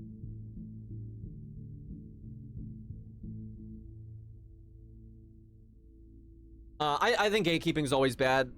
Always. Gatekeeping is stupid and it's childish. I can't think of a single instance gatekeeping is good. What is good is educating, right? It's like, if there's false information out there, put out correct information, right? It's just like censorship, in my opinion, right? If there isn't any censorship in, like, the free market of ideas, as people put it, the good ideas will eventually rise to the top. What will dilute it and make bad ideas go to the top is censorship, right? That's the problem. And I think what the issue is, people have so much ego and pride that they're so sure whatever their idea is that it's the good one. So I need to censor all the other ideas, so only my idea gets validity. It's dumb. Lack of faith and pride, right? You gotta let the free-for-all happen, and that's that. And yeah, if you see, like, because I've seen it where, look at Souls. I've been playing Souls, right, for a long time before it got so popular. And I've seen a lot of dumb fucking opinions from, like, the newbies, right, that got into it with Elden Ring. But I don't gatekeep them. There's no point. That's stupid. There's no point in doing that, right? And if they're interested in the genre, good for them. So if they're just wrong about something, you just correct the wrong information, right? Like, if they say, like, a hitbox is a certain way when it's actually another way, or you just point that out. There's literally no need in gatekeeping anybody, because first off, these motherfuckers will bounce off on their own, right? If someone isn't actually, I got a good example. I actually saw that. I'm gonna go on a real tangent here, chat, but this happened like a week ago, and I was so fascinated by this, and I kind of want to share this because it's relevant to a lot of the stuff we're talking about here. Because I'm gonna talk about someone that didn't bounce off of something, even though the community wanted them to bounce off of it really hard, but they clearly had genuine interest in it, right? So if someone gets into Monster Hunter, you know, and they truly don't like what Monster Hunter is about, they're just gonna bounce off of it. You don't need to gatekeep them, right? And if they don't bounce off of it, then it's because they actually like it. But I never watched Dragon Ball Super, right? Never watched it.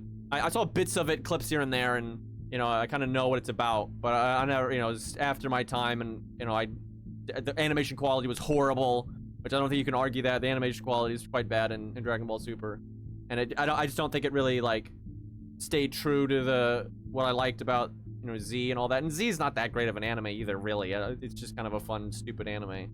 But I just wasn't really into Super. Not my cup of tea, right? And so the other day, I'm getting ready for bed, but I need to kill some time, and I'm not quite tired yet. So I'm like, I'll watch some YouTube or something. And I clicked on this video solely because... So I saw it was a thumbnail of Dragon Ball Super, which I don't watch. I don't know jack shit about, so I normally wouldn't watch a video about it. But I randomly clicked on it because I, in my boomer ways, have always seen Super as the new one, right? That I don't really care about. That's just how I kind of vaguely categorize it in my brain, right? It's the newer Dragon Ball. It's the new one. It's the Zoomer one, and I'm not really into it, right? That's always how I categorize it.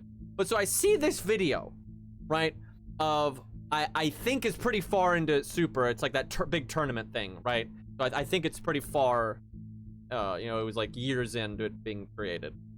And I see that this video was posted 7 years ago. And so I'm just like, whoa. I'm just like, how fucking old am I, right? That one I've been categorizing as the new one is you know, that old, right? And that was like, I think it's from like, you know, later in the show, right? And it's like that. So that's the whole reason I clicked on it. I was just kind of curious, right? Like I realized it, like that much time has gone by. And anyway, so I don't really even pay attention to the video. I kind of just skimmed through it. And I was mainly just looking at the comments, you know, just kind of getting like a look at a capsule in time, right? And the comments are so mean. And I'm not kind of confused because like I don't even know who the creator of this is, right? And the comments are like really mean and very gatekeepy and whatnot. And from what I can tell, this like content creator has some kind of dumb ideas, right? Like dumb theories about Dragon Ball or whatever. But they're like super like into it, right? Which, you know, good for them. And a lot of these comments are just very assholey.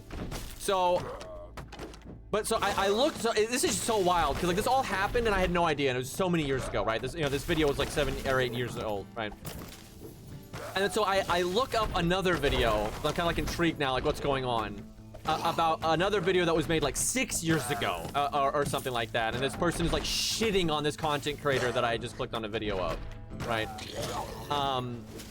And they're just like being, oh, they don't understand Dragon Ball, and they're a fake fan, and you know, that kind of, again, very gatekeepy, you know, just being mean.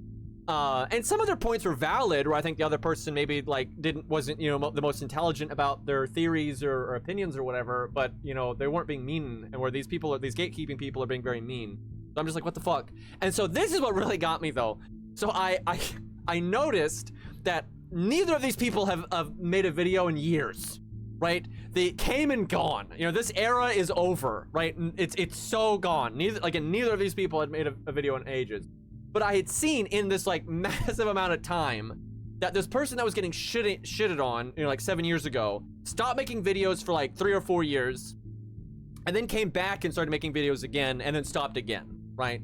But you know, so there was like this big gap of like 3 or 4 years they didn't make videos, and then so like 2 years ago or 3 years ago they made a few more videos, and then people were shitting on them when they came back. But I saw one comment that I thought was really interesting, and I really like agreed with, and it was like, because the person was mature. There was one comment of this guy that was like, man, I was on this like hate bandwagon, you know, all these years ago against this person, and it was like, looking back on it, I was being really immature and stupid, because even though like some of their videos are dumb, they clearly are super passionate about Dragon Ball Super, right?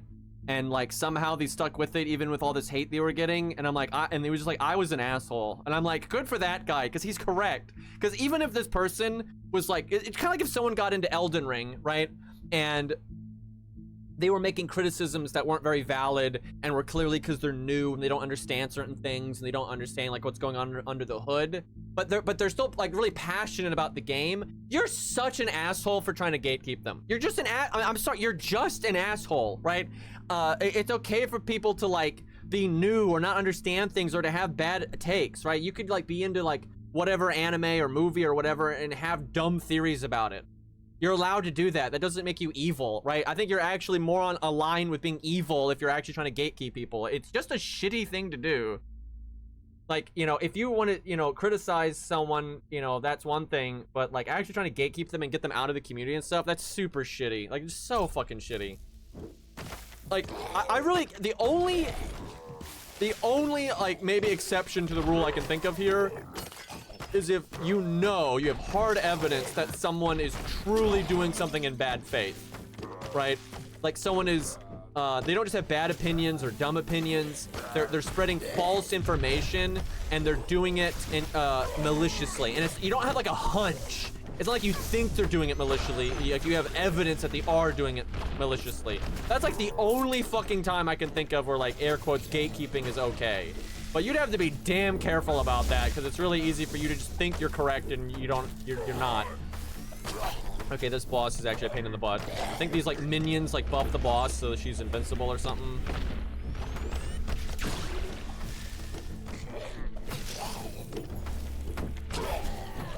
Yeah, push everyone out until it's an echo chamber. And unfortunately, that's unironically what happens. That's why I've always disliked Reddit so much, because that's what it is. Reddit by...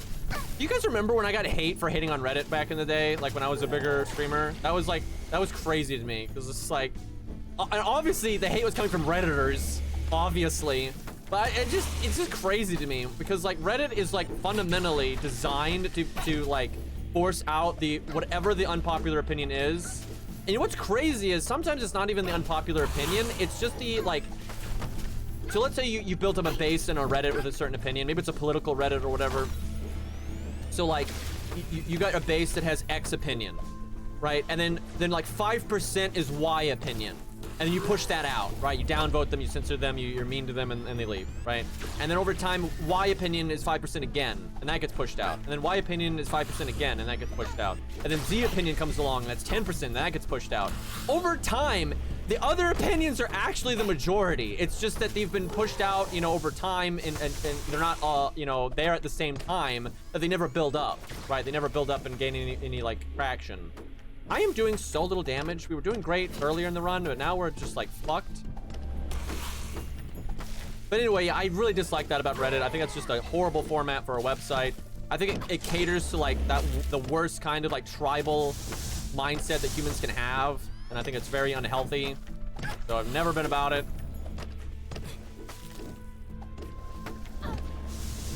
Because for like going back to gacha games, that's where that mindset thrives. That gatekeeping mindset, that you know, whale bullshit.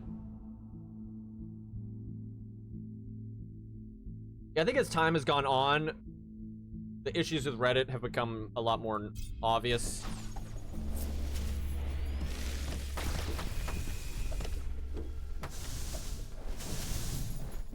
Yeah, I remember there was people in like the FGO Reddit saying like, you know, this guy thinks he's too good for us and blah, blah, blah, blah. And it's like, because I'm hating on Reddit. It's so silly.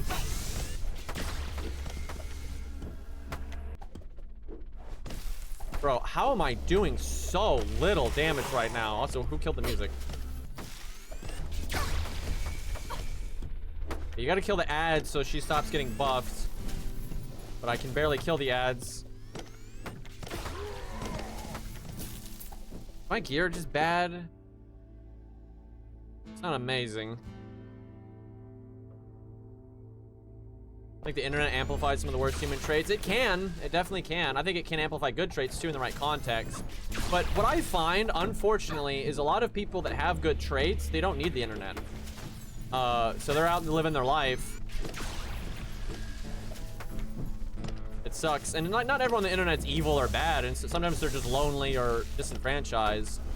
But then they're exposed to things that I think definitely push them to be the worst version of themselves. Like, I've certainly met really cool people online, like, don't get me wrong. But I mean, the internet's very dangerous, I think.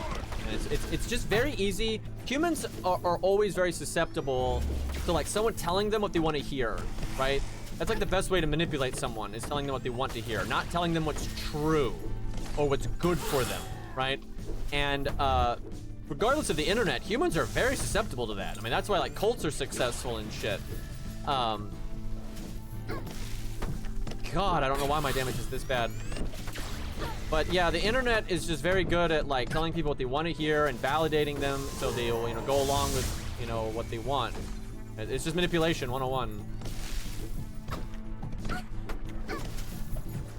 Yeah, I think I paused so much that, yeah, the music track got fucked up. And also my damage is so bad.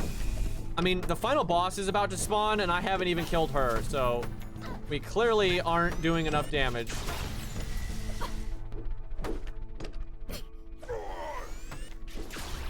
Yeah, I'm gonna get destroyed.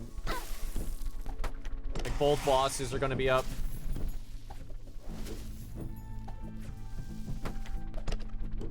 I don't get it though. My damage was fine before. Maybe I guess I didn't like pick up a lot of upgrades around the map. Like I was kind of just derping around. Yeah, I'm hitting her for like 300 and shit. That's garbage. Like my Scatty was hitting for like 3,000. Yeah, we are. If I had damage, we would be destroying this boss. So we've got that legendary that lets you freeze a lot easier than normal.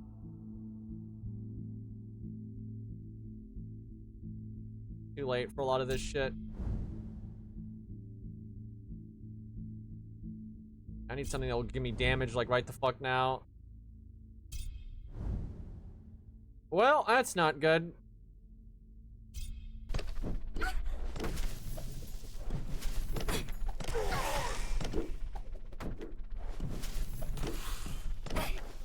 I mean, sometimes, like, you know, skill issue is correct, because sometimes you'll have someone raging out and bouncing off of a game, and it really is because, like, you hear people like getting angry about Tree Sentinel, right? And Elden Ring, you know, that is a skill issue. But I would say at this point, more people will say skill issue and get good when it's not even remotely applicable, right? Which then dilutes from when, you know, it is applicable.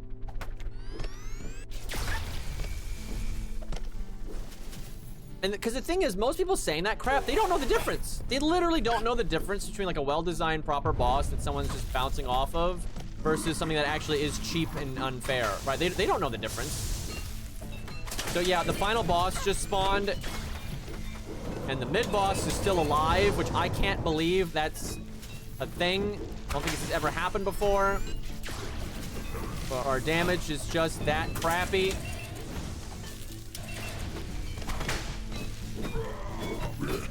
We are so dead.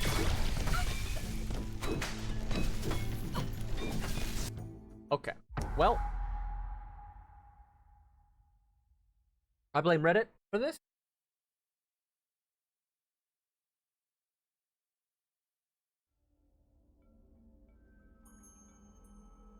To be fair, I had a lot of this stuff turned on, which makes the game harder. Okay, getting an extra power slot. That sounds pretty great.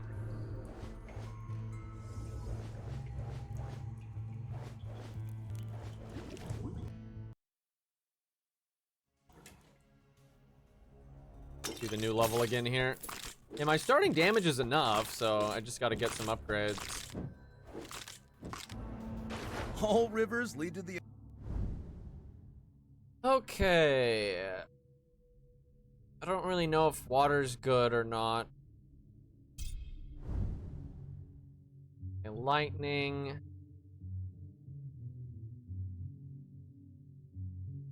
Your chance of being blessed by lightning stuff is increased. And then all the... Okay, I mean, it's 117% and then 20% more damage. That's pretty good.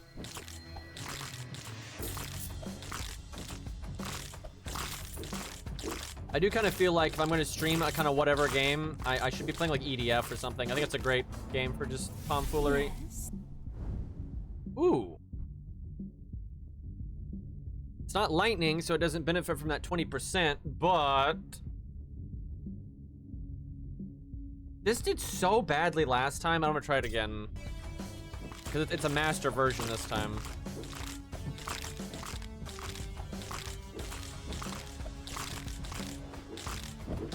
Yeah, so here you can co-op EDF, and it's an amazing co-op game. But the whole reason I don't just like play that randomly with chat is because EDF, in my opinion, like the quality of it varies so much based on like the content you're doing relative to how strong you are, right? So for example, if you never played EDF before, You buy it and you just boot it up, you put it on hard mode, and you just play through the game. It's gonna be a great time. Everything's balanced fine. It'll be perfectly challenging, and it's just good, right? And then when you beat the game, if you like switch to very hard mode now, it's fine. And then if you maybe beat that and you go play the DLC, it's fine. You know, it's fine. Everything is great. The problem is these games have been out for a long time, and some people like have beat them a bunch of times, and or even if they haven't beat it, they just farm. Like, it's funny. I've always played EDF 5 and EDF 4 and EDF 6. I don't farm at all. I beat level 10 and I go to level 11. Then I beat level 11. Then I go play level 12. I don't farm. You don't need to. At no point have I ever felt like even slightly need to. But some people, just like in Elden Ring or in Dark Souls, right? A lot of people will just play through Dark Souls. They'll beat a boss and they just move on to the next boss. But some people will get like stuck, and instead of getting better, they'll farm, right? Just like in Dark Souls, right? So they'll level up to like level 80 before they fight Ornstein and Smough, or even higher. That is absolutely a thing, and people do that in EDF, and it runs it for me anyway. If I co-op and then the other person, it's like a stage you're supposed to have like 1,000 life, and the other person is farmed up to like 2,500 life. It's not fun. It's not fun at all. It's just way too fucking easy, and it allows people to like get away with really dumb stuff. You don't need to use strategy, and like what makes that game fun is the strategy and working with your teammates' abilities and stuff. That's like the whole reason the game is fun. And yeah, it's just when you play with random people, it's your odds. You kind of have to play with your friends because you can all play it together and all be at the same level. And also when you play with friends, like no one's gonna be like, hey, let's stop and farm for a while, right? That's not really gonna happen. But yeah, when you let randoms join and stuff, you're just gonna have people that are way too strong. And funnily enough, the game tries to combat that. Every stage has like a maximum health cap and a maximum like weapon damage cap, but the cap is always way too forgiving. So for example, if you're like playing through the game on hard mode and you get to a stage naturally and you haven't farmed at all, let's say you've got 500 health, the health cap will be like 1,000 health, even though you only have 500, right? And like maybe you've got like level 20 weapons, the weapon level cap will be like level 35. It's always like quite a chunk ahead of where you should actually be, so it doesn't really help.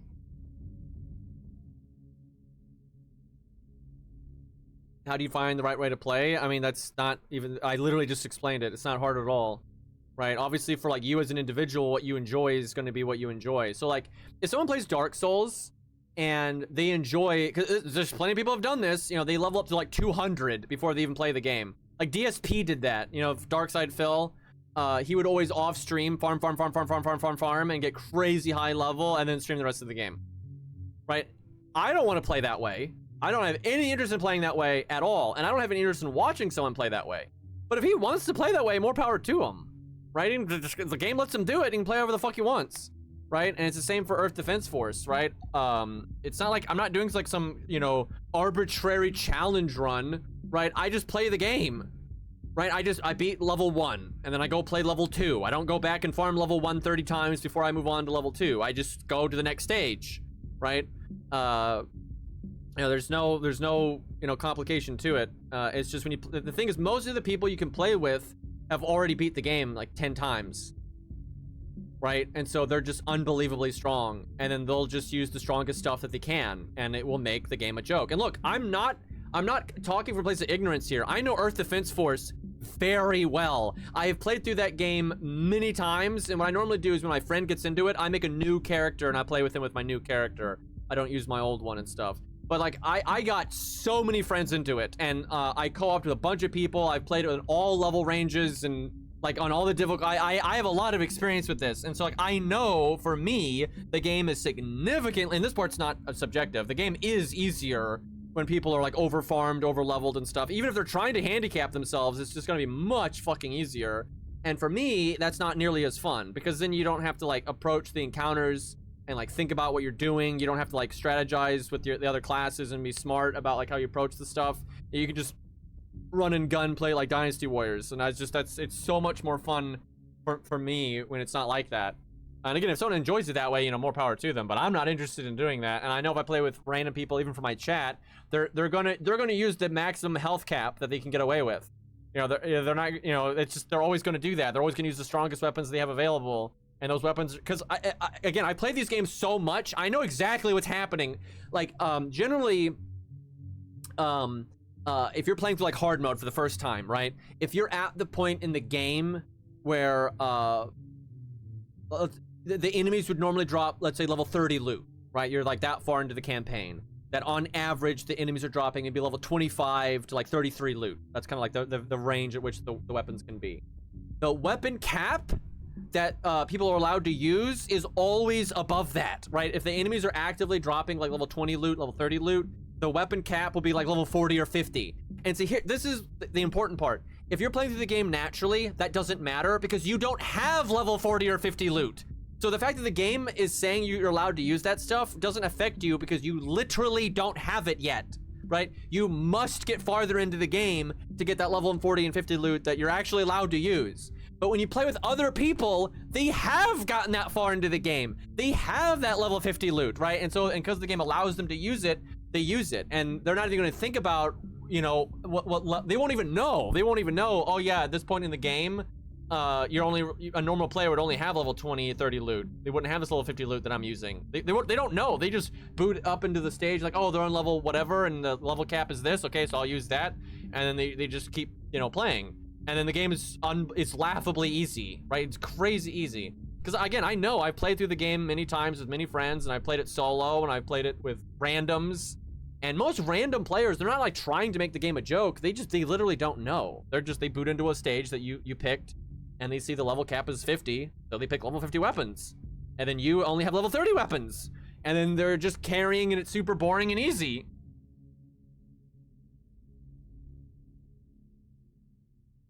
And especially the DLC, because like the base game it isn't like super hard unless you kind of like it kind of depends on how you play it. And this is a flaw of EDF, by the way. It only has two modes. It has solo mode, right, where it's scaled for solo, and then it has multiplayer mode. It does not change based on how many players there are, right? And so like if you play duo, it's pretty spicy, right? Like the very first time I played EDF, I played it a little bit solo, then put it down, then I came back to it and I played it co-op with Cairo, and it was great. But if you play with 3 people, it's just easier. Play with 4 people, it's a lot easier. And what I found, and all my friends agree with me on this, because a lot of my friends are like really into EDF. We actually like love the shit out of it. When you play the base campaign, it really isn't that good with 4 players, unfortunately. It's too easy. Like you have too much oomph on your side. We play it duo and it's very good, but when you unlock the DLC, or you beat everyone, let's say you have 2 groups of 2 and they both play through duo, and then you both beat the campaign, and then you're supposed to play then very hard mode, but the game allows you to jump straight to Inferno, right? So then if you're like, okay, fuck it, we'll play with 4 players and we'll do Inferno now, then it's going to be hard, right? And the DLC is kind of like that too. Once you jump into the DLC right after beating the campaign, it's generally going to be hard enough if you do hard mode or higher that like 4 players is okay. But that's like a flaw of EDF, is the fact that the multiplayer doesn't scale based on how many players there are, which sucks. But that's why I like the DLC, because I was able to play with like 4 people, and because we were fresh out of the campaign, right, we couldn't overstat it if we tried, and then 4 people we were like still struggling, and that really that made it really, really fun. But yeah, unfortunately the regular campaign, I find if you play with 3 or 4 people, it's just too easy, which that's just such a mistake of the game. If you wanted to, you could kind of artificially make 4-player kind of like 2-player by like lower, because that game allows you to lower your health and your weapons and stuff. But you know, a lot of people don't want to put in that kind of, you know, effort into thinking about that. All right, Lightning Leaks fights alongside you. That must be new. I've never seen that. A lot more summons in the game now. Make tornadoes. So my lightning stuff does 20% more damage, so I guess I'll do this one. But yeah, it's very difficult to play EDF with randomness and not be bored, in my opinion. Now, there are some exceptions to that, I guess. Like the real late game stuff, like the second DLCs and stuff, on Inferno and stuff, will normally maintain a degree of difficulty no matter what you do. But, you know, it's very far into the game.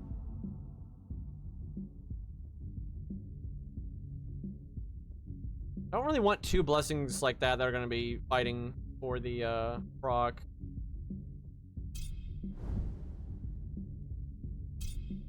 Weird, I have such a huge boon to my lightning proccing, but it's still not proccing.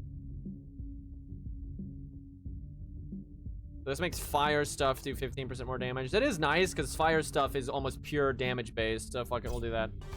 Lightning and fire, apparently. Talking about EDF so much makes me want to play EDF, though.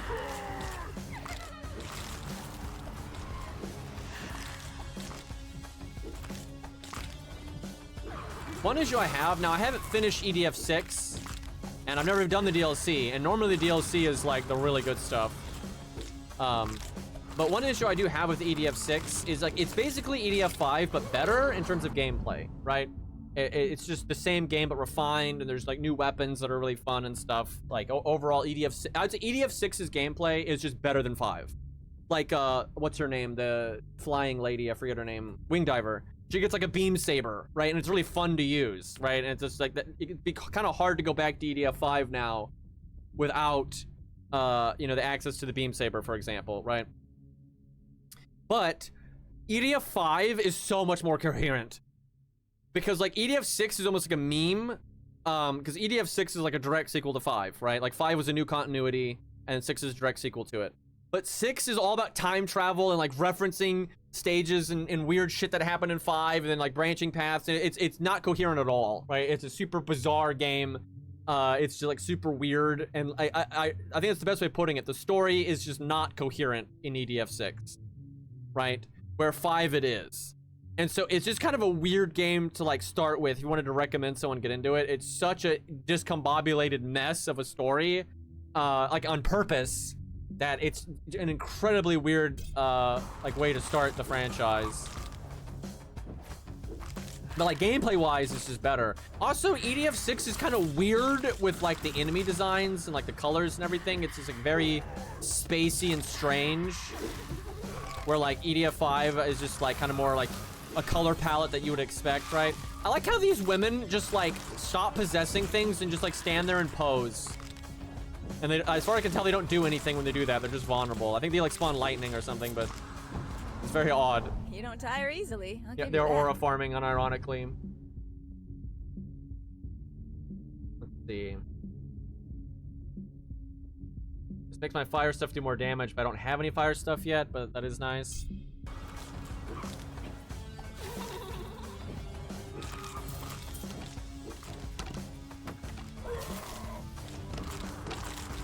These tornadoes are doing pretty good.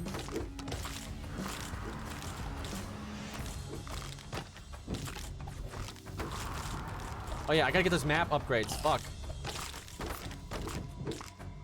Like, movement is very good in this game, which I like because in Vampire Survivors it's really not.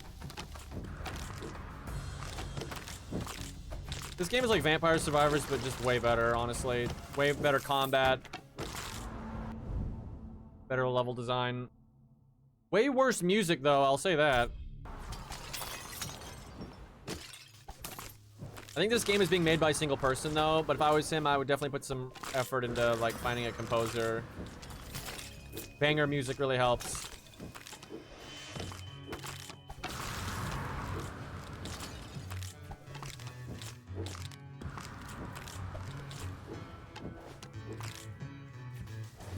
But yeah, honestly, Night Rain is kind of like this as well, where if you have 3 good players, the game is too easy. Hell, if you've got like 1 good player and 2 intermediate players, the game is too easy. Like Night Rain is the most fun for me nowadays, because like you know, I'm not gonna brag, but I'm good at the game. But so like, because I'm good at it, the game is most fun when I get 2 teammates that aren't. Because yeah, if my 2 teammates are just competent, it's just such a guaranteed W that you don't even have to play that good. Like,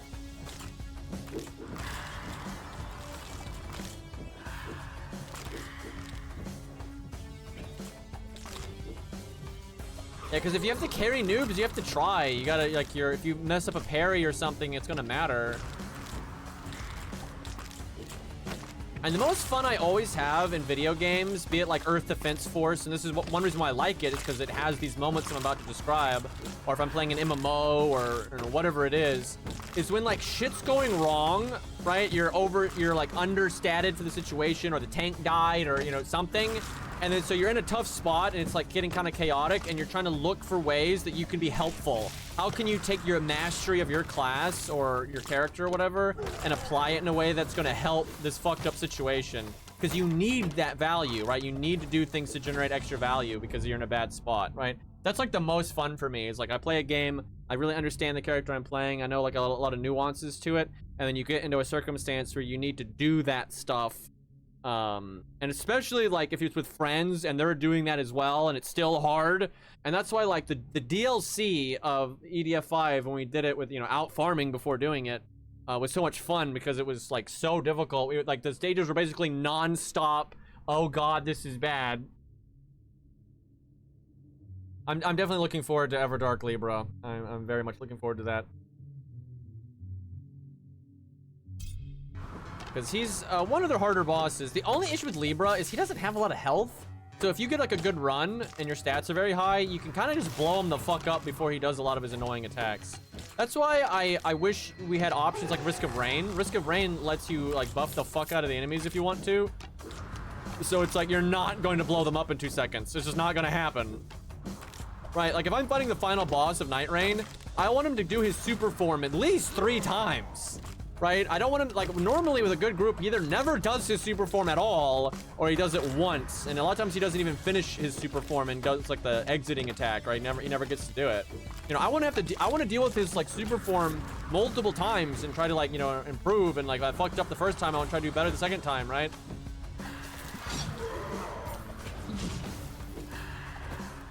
Will he have new deals? Honestly, I doubt it.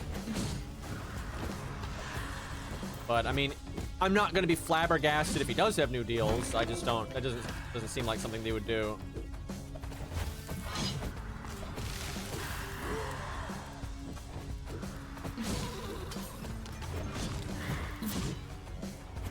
Yeah, I mean, every once in a while, it is absolutely fun to have a run where you just crush something, right? But the thing is, you need the majority of the runs to not be like that, so the contrast matters, right? So for example, if 90% of your own gameplay experience and like 90% of the times you watch a streamer play a Night Rain, for example, right? If the final boss is really tough, and even if they win, it takes a while and it's like, you know, it's rough. So then when someone does have some crazy ass combo and they kill the boss in like 3 seconds, then it's like, wow, right? But if that's like the norm, then who cares, right? And like that's like the problem. If I play with people that are good at Night Rain, I will always get level 15 super easy. I'll always have good loot. I'll have a million passives. They will too, and the final boss or whoever is going to die super quick. And you know, if that happens occasionally, that's fun. But when that's like literally any time you play with anyone good, then it's no fun. Your tornadoes upgraded. They deal more damage, and their pull-in damage interval is faster. Lose a strike slot. I have 1 strike slot filled out of 4. So that's probably worth it. Yeah, another thing is they need a true hard mode. Oh god, look, I love Night Rain, but that game is so fucking flawed, and it's flawed because of, it's so frustrating. It's flawed because FromSoft is bad at coding. That's the whole problem. Because some people may not know this, but most people probably do. You know, Night Rain is not a procedurally generated game at all, right? It's not. It's just very frustrating because it's very technical. You know, every seed is handmade. Every single one of them. Every fucking single one of them, right? Like, Morgott that, you know, can just spawn randomly is not spawning randomly. Morgott spawns on specific seeds that he was handcrafted to spawn on. He will never spawn on the other seeds. Ever. And everything is like that. And there's such a problem with that. Because one, it's going to get more repetitive sooner, but also you can't, like, retroactively inject things into the game. Where, like, Risk of Rain can. Risk of Rain can add a new boss into, like, the random boss pool, right? And it'll just show up randomly. Night Rain can't do that. They have to make new seeds that incorporate that new boss. And if you're like, that's retarded, you're correct, it is. That's just god-awful game design. But yeah, nothing in Night Rain is procedurally generated. Other than the loot. The loot is procedurally generated and is actually random, but that's it. All of the nodes, all of the bosses, all of the events that happen, they're all seeds, and the seeds are tied to which boss you pick, right? So when you pick the final boss, there's like a pool of like 30 seeds that you can get, right? And if you pick Libra, there's like a pool of like 30 seeds you can get, and that's it. And there's no variance, right? Again, Morgott will never spawn on certain Night Lords, ever. Does not. He just won't. There's no seeds with him. It can't happen. And the whole that is just so shitty because they can't inject things like randomly a boss can have 50% more life. They can't do that. They can't have like a special bone wheel skeleton castle that can spawn occasionally. They can't. The game is not coded that way. Like the game doesn't like pick a map and then like before the players spawn in, it doesn't like dice roll what's going to be in node A and what's going to be in node B and what's going to be in node C. It doesn't do that. It should, but it doesn't. And from what I understand, it's because FromSoft doesn't know how to do it. FromSoft doesn't know how to do procedurally generated stuff.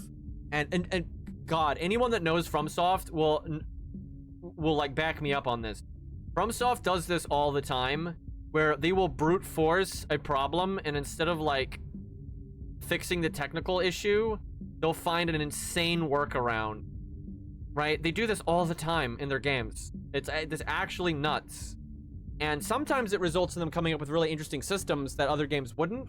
But in Night Rain's case, it's just awful. I mean, they brute like I wonder if they thought no one would notice, but literally what they did was just handcraft like 300 seeds and like to make it mimic randomness. So the player thinks they're booting up the game and getting a random run and all this random stuff is happening, but they're not. You're not. Again, there's most of the maps Morgott cannot spawn on ever, right? No matter what. When you pick certain Night Lords, certain bosses will never spawn. Certain camps will never spawn because they didn't make a seed for it, right? And so mark my words. Mark my words. You're gonna see this in the DLC. Whatever the DLC is, it's not going to be injected retroactively into the past content because it can't. It's going to be like a brand new map that you queue up for separately or something, right? Or it's going to be like 5 new bosses that just have their own seeds, right? And like whatever is new in those 5 bosses, you're not going to see in the past bosses. Now there is a chance, I think a very low one, but there's a chance that FromSoft tries to inject stuff into the past content, try to fix it up. But look how, okay, one of the number 1 complaints was the Shattered Earth stuff, right? Like after you beat the game, they never procced, and it's because there's not enough seeds that have them. So what did they do? Did they make new seeds? Did they make the game actually procedurally generated? No. They allow you to go to an NPC and spend some currency to forcibly get one of the seeds that does have a Shattered Earth event. Like, do you see the dumb there, right? And like, they fool a lot of people because they try to make it immersive and all that, but like, this is really bad on a technical side, and this is very limiting, right? I think Night Rain is going to choke to death on just because the game is almost unpatchable. That's the thing. I don't think people realize Elden Ring Night Rain is basically unpatchable, right? They can't be like, okay, guys. We patched in, some new bosses from regular Elden Ring and from Dark Souls 3, and they can spawn on like random nodes that will be now, spawning randomly on the map. They physically can't do that, but because of the way the seeds work. So, I love Night Rain, but it's fucked. That game is fucked, and for us to get a very good version of that game, we're just gonna have to get Night Rain 2.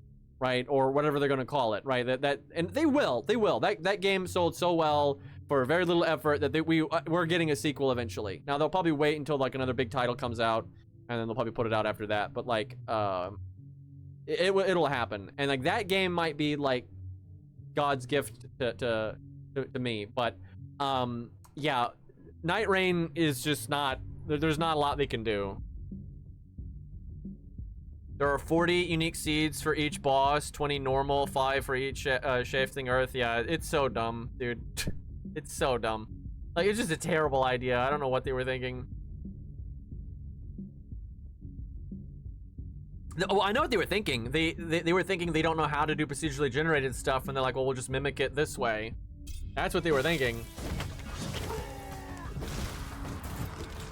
I don't know also how much of the community actually understands that this is the state that Night Rain is in.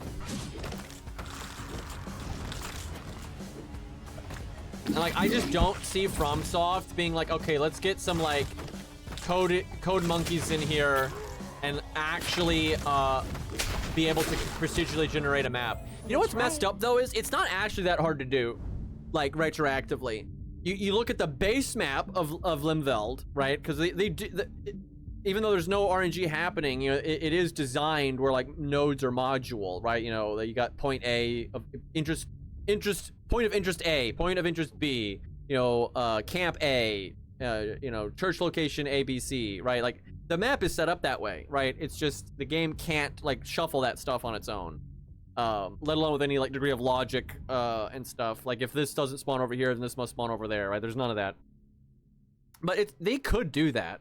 They could take the, but that's a decent amount of man hours, and they're just not going to do that, right? I think there's like a skeleton crew on Night Rain now, and everyone else is working on Duskblood or Elden Ring 2 or whatever the fuck.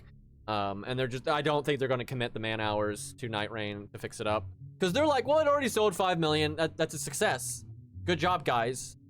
You know, now move on. Even though the community's like, oh my god, this could be so much better so easily, it just doesn't matter. And that's just the sad thing about most game developers, right? Like indie devs, like Risk of Rain, the devs were so passionate about it, and people were like, guys, this game could be so much better.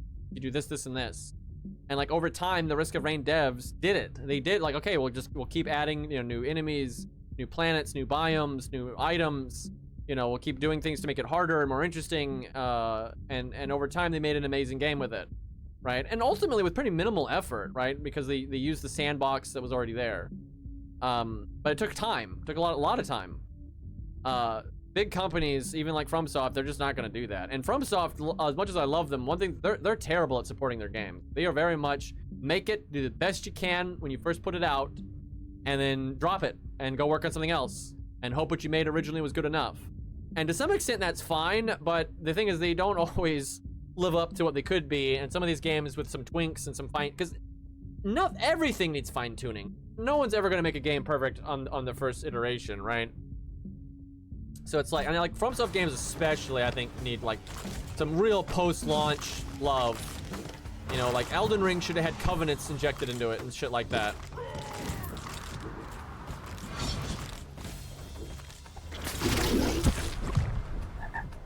Yeah, I know, a lot of ads. It's not me, I apologize. I don't know how to deal with that attack. And it's like so hard to deal with that you get distracted and then you get hit by the easy melee stuff.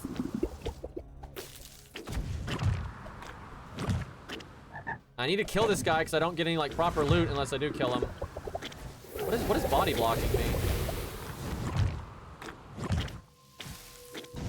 Oh, you gotta be awake for these melee attacks that he does.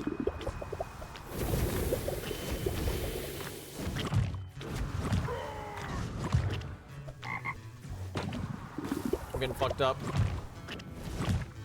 I love that glowing green though, it looks great.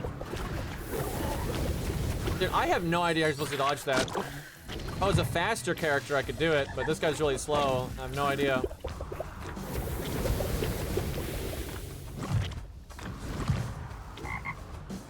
Damn it. Man, I have no idea. I got hit by it every single time I did it.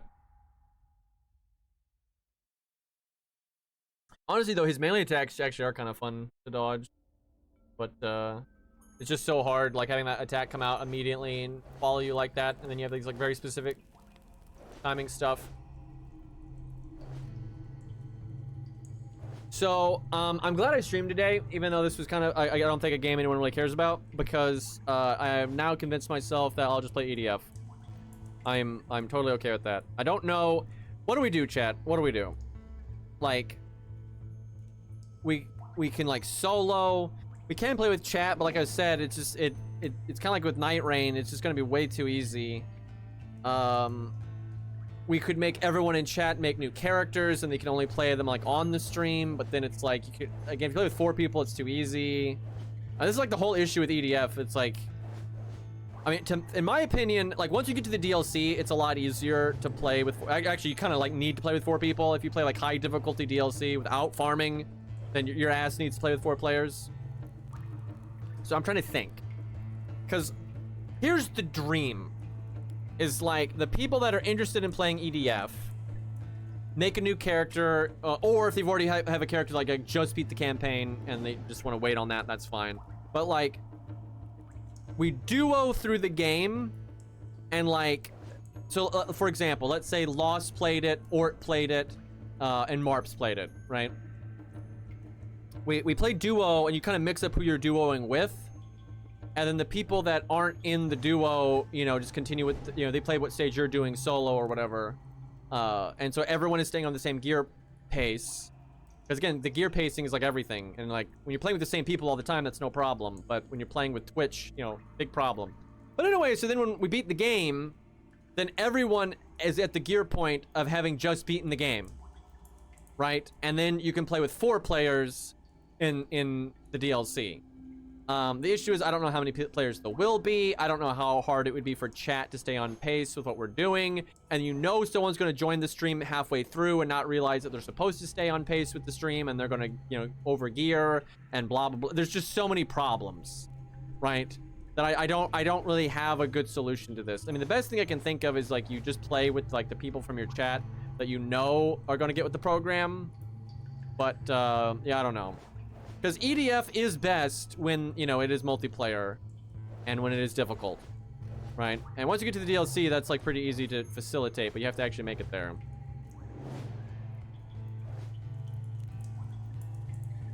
I don't like Persona. What, like the games? I've never played them. I know they're turn-based. And they're like old school turn-based. Yeah, EDF story is fucking wild. I mean, like, how many people here are interested in playing, like, EDF 6, right? Because if it's only, like, 3 people, then it's not going to be very hard to kind of just work with those 3 people to make, like, some good content happen. I know Cairo wants to play it again. He, like, kind of just stopped playing it forever, but I think he's been kind of interested in playing it again.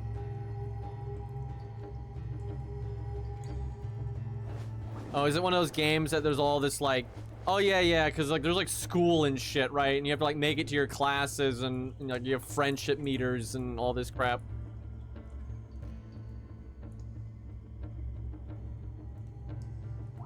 Yeah, I talked to Kath about that game a little bit recently, and he was saying it's, like, a lot of school shit, and I'm like, whatever. Yeah, that doesn't sound great to me. Like, so am I right? I have no idea. I'm just shooting from the hip here. Is it, like...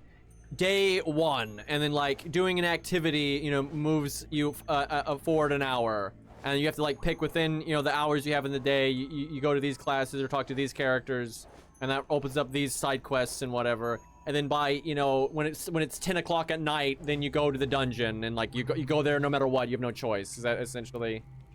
Yep. Yeah, I kind of figured, because it's the only way you really can do that. Yeah, that's definitely not my kind of game. Unless the combat's amazing. If the combat's amazing, then I could put up with it.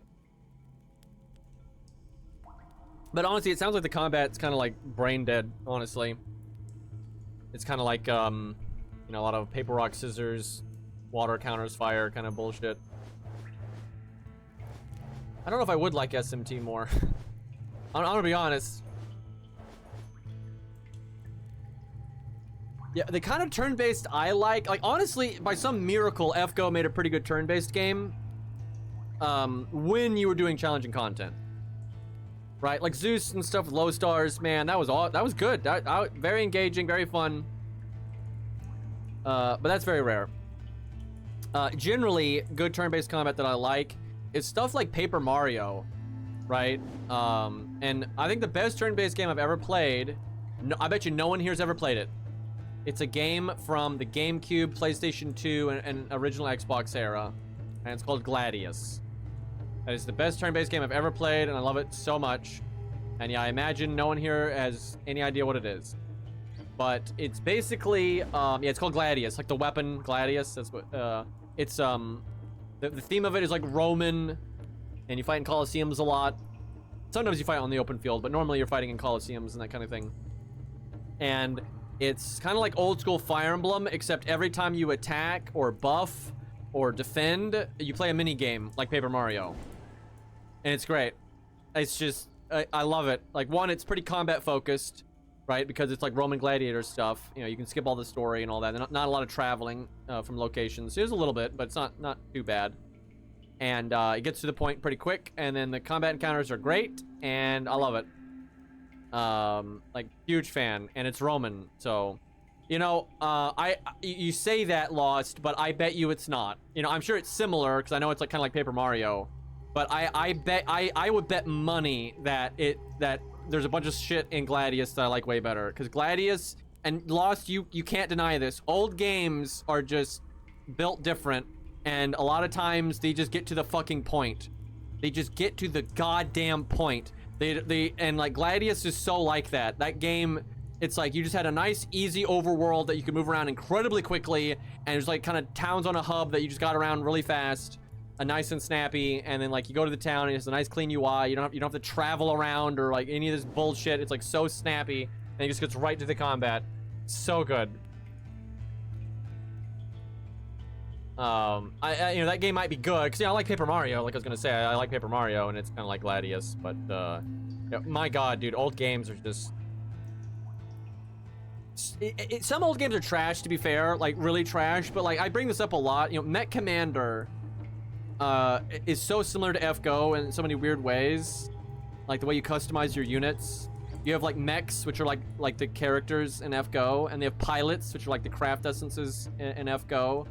And you could pick your weaponry, and you had like weapons that go in red slots, weapons that go in green slots, weapons that go in blue slots. I kid you not. You know, it's like quick buster art. Those are like your command codes and everything. And like the UI in Mech Commander is just so slick and so fast and does not waste your time and is so intuitive, and you can do everything so quickly. You can customize a bunch of mechs, a bunch of pilots, and a bunch of weapons. Like, it's nothing. Like, just so quick. And then FGO, it's just absolute turmoil, right? It's hell on earth. And I find old games are just so much better at that. And there's exceptions. You know, there are some new games that are like honestly trying to emulate old games and taking a lot of design philosophy from old games, and you know, we'll get to the goddamn point, but that is the exception. It is so rare that I play modern games and I'm like, oh man, this UI is so fast and snappy and intuitive, and it's normally like there's so much fluff bullshit and I have to run around the town from vendor and blah blah blah. Like, oh my God, I fucking hate it. I don't know how video games have like regressed so hard in so many areas. Like, it's just mind-blowing. Like, I'm trying to think of the last modern video game I played that I was impressed by, like, the UI and that kind of shit. There's got to be something. Let me think about this. Modern video game that I was impressed by the UI and that kind of stuff. I mean, Doom Eternal wasn't too bad. You know, it was definitely old style video game in terms of like pacing and movement, just getting to the goddamn point. Plants vs. Zombies was very good. I mean, masterpiece game, right? Masterpiece game. But it did not have an amazing UI, right? And it has like horrible resolution options on PC and stuff like that, right? It's not the smoothest thing, but it's still a masterpiece game. Like, there are plenty of modern video games that I think are like masterpiece video games, but they don't have good UIs, generally speaking.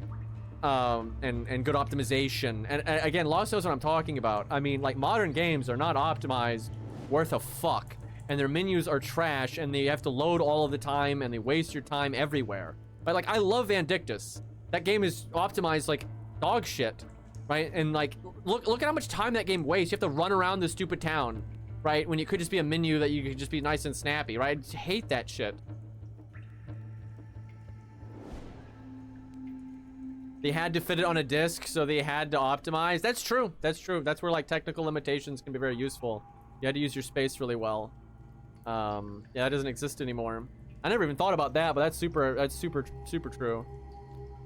Chat, I'm drawing a complete blank. I cannot think of a modern video game that I'm like, wow, what a snappy UI. The most recent video game I can think of that I thought did a great job with that kind of stuff was Super Meat Boy, and that game is so old now. But like Super Meat Boy, when you died, you instantly respawned. No loading screen, no bullshit. Everything was so fast and snappy. But that's actually a very old game now, even though it's not like as old as the games I was talking about. Yeah, throw some names at me here. Like I cannot think of good modern video games with good UI. I can think of modern video games with acceptable UIs, but not like wow, this is so good.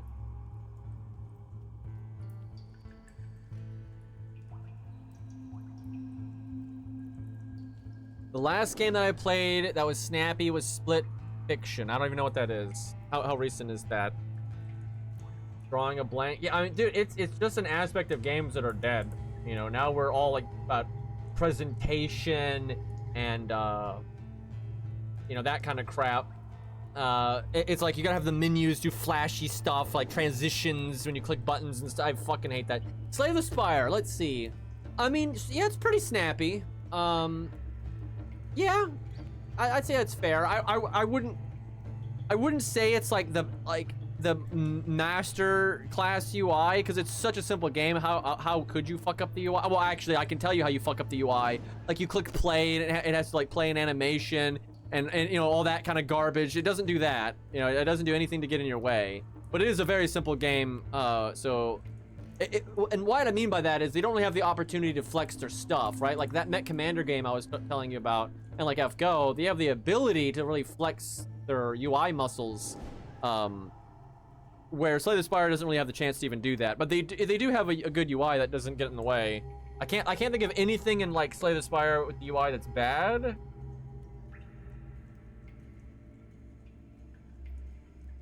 Yeah, I can't believe so many games aren't designed to be fun. It's because like the creators are got their head up their ass with like the stupid writing and trying to push some like woke message that's just so important and blah blah blah blah, and they gotta have good graphics for like curb appeal, and so they focus on that a lot, and they gotta, you know, it's like, holy fuck, can we make a game that's actually fun and has a good UI and is like optimized and like loads and like runs on modern systems? Can we do that? Like, holy shit.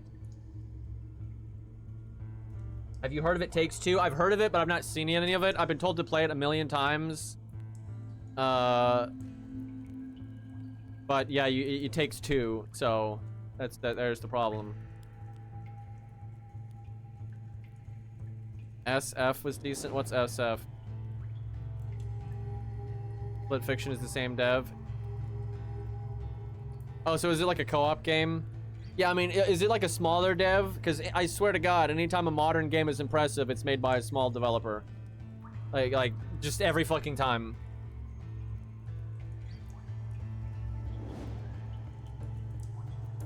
This is actually depressing. This is actually worse than I thought. Like the fact that I can't think of any modern video games that I can think of modern video games that I don't like hate the UI, but I cannot think of any modern video games like, yeah, I would use this as an example of a good UI. I can only think of old games.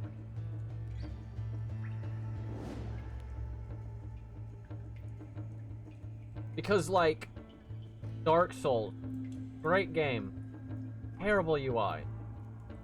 Armored Core 6, I mean, great game, but I don't think anything about the UI was particularly good. It was okay in optimization. The controls are pretty convoluted though, and then like, for example, on controller, there were so many functions that you needed to do, right, that you had to do multi-button presses all of the time, which feels very bad. And then on PC, even though you have all these keys, you weren't allowed to like, so on controller, if you had to like hold down right bumper and then click A, right, on PC you couldn't make it where you just press shift. It would have to be you press shift to mimic left bumper and then click A to mimic A on the controller, right? That's garbage. Oh my God, that's garbage. Like, are you fucking kidding me? And Armored Core 6 was just really bad about that, where there was just so much functionality that you must use a button modifier if you like, even though there's no logical reason. That's a real issue FromSoft has, is they're really having issues with their controls. Like Armored Core 6 and Night Rain both have so many multi-button presses, like, do any functionality. It's not good. They really need to work on that. And it's because they keep wasting prime real estate for things that no one's going to use or is so niche, right? Like most of the characters don't block in Elden Ring, Night Rain. but the waist left bumper unblock. It's just dumb. Like, why are you using one of the most accessible buttons on the controller for a function that almost no one will ever use ever? It's just stupid, right? Like, the only characters that should block when you click left bumper are like Guardian, right? And maybe Wilder. Like, no one else should, and everyone else should do something different. There's just so many mistakes like that.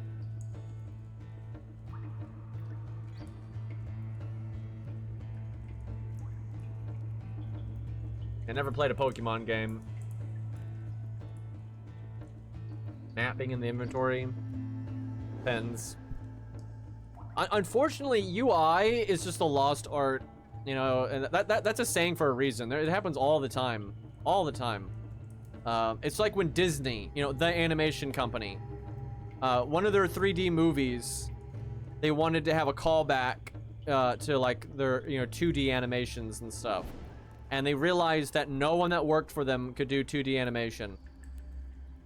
Let alone on the level, like, because, like, say what you will about Disney, but in their, like, era of making, like, 2D films back in the day, their animation quality is godly. I mean, it's insane, like, how smooth it is. And I don't think people realize how much work that took. And yeah, no one today can do that.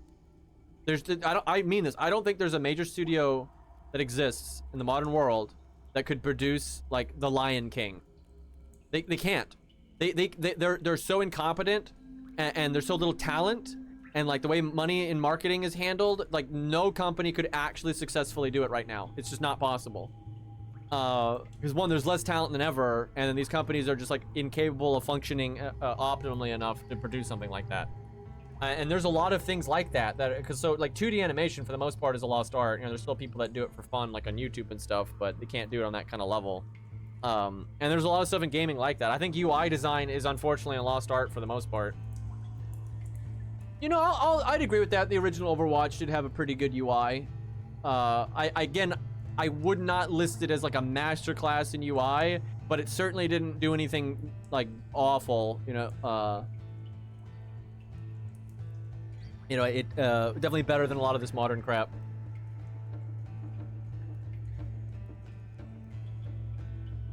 I mean, like, if you look at anime, even anime in its peak, right? The amount of frames that are happening, the amount of animated frames that are happening in a second are nothing compared to old Disney movies. Right, so the old Disney movies are just so much smoother. And, like, the amount that they actually had to draw for those movies it's just insane. I mean, it's just insane. Anime never has that kind of smoothness, not even close. And for fuck's sakes, that was all hand animation. It's just crazy. Let's see, XCOM. So, I don't think XCOM was that great. Actually, I would say XCOM was garbage with UI and intuitiveness and that kind of stuff. Like, you'd throw a grenade and like it wouldn't like interact correctly. The game tells you have a 100% hit chance, but you don't. Like, oh god, you know, XCOM's terrible. I mean, like, that really just seals the deal. The game tells you have a 100% hit chance, but you don't. Right? Like, it's just, that's nonsense. And, like, the camera control wasn't so great. And, like, the base stuff, I was a lot of style over substance and stuff. Yeah, I can think of way worse. I can think of so much worse than XCOM. Definitely serviceable, but, definitely not great. Yeah, because when you said it, I had to think about it, and then I'm like, wait a minute. Super Mario Sunshine. Now, see, that counts as an oldie, though. That's like the era I was talking about of when UI was good. Funnily enough, that game, you barely even tell has a UI because it's so, like, seamless. Which I guess is a good problem to have. But yeah, I would say Super Mario Sunshine does have very good UI. Even though you almost never notice it. But, great game, by the way. Probably my favorite Mario game. I mean, that's like the era of developers giving a fuck, you know, about UI, and it was fun first back then. Like, Jesus Christ, dude. Like, Mecha Break. What the hell? Like, I'm thinking of like Halo 3 back in the day, and how much easier it was to do everything in that game. And there's more functionality in Halo 3 than there is in Mecha Break. And then Mecha Break is just a convoluted mess. Like, terrible UI.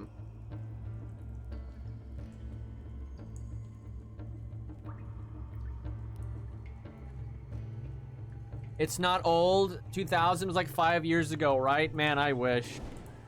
Dude, I remember when, like, you know, Sunshine was new, right? I remember that. I actually remember it very vividly.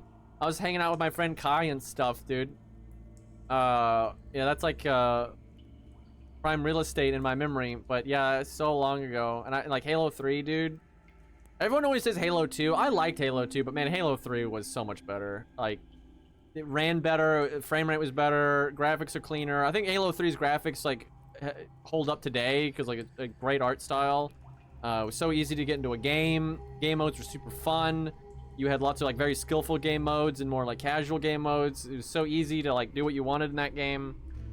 So much fun. God damn it, dude.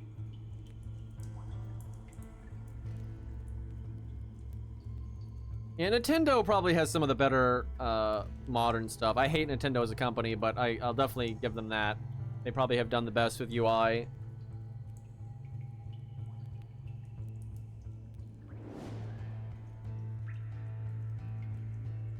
That is so hard for me to comprehend. I did not even exist in 2000. I was born at the end of 2001. That's so crazy. Because, you know, I have so many, like, vivid memories of like, the early 2000s. And like, I remember when, like, you know, we had the Y2K and all that when 2000 dropped and all that. Jesus. What the fuck, Zoomer? I do think, video games are kind of due for a kick in the ass. And the AAA is crashing and burning right now, but like technology is making it easier for small studios to make very big games now. You don't have to be a part of Activision or Ubisoft to make a more ambitious project. And so I think that's going to result in us getting some absolutely amazing games soon. And I think we've already seen a few like that, but I do think we have some really good shit coming.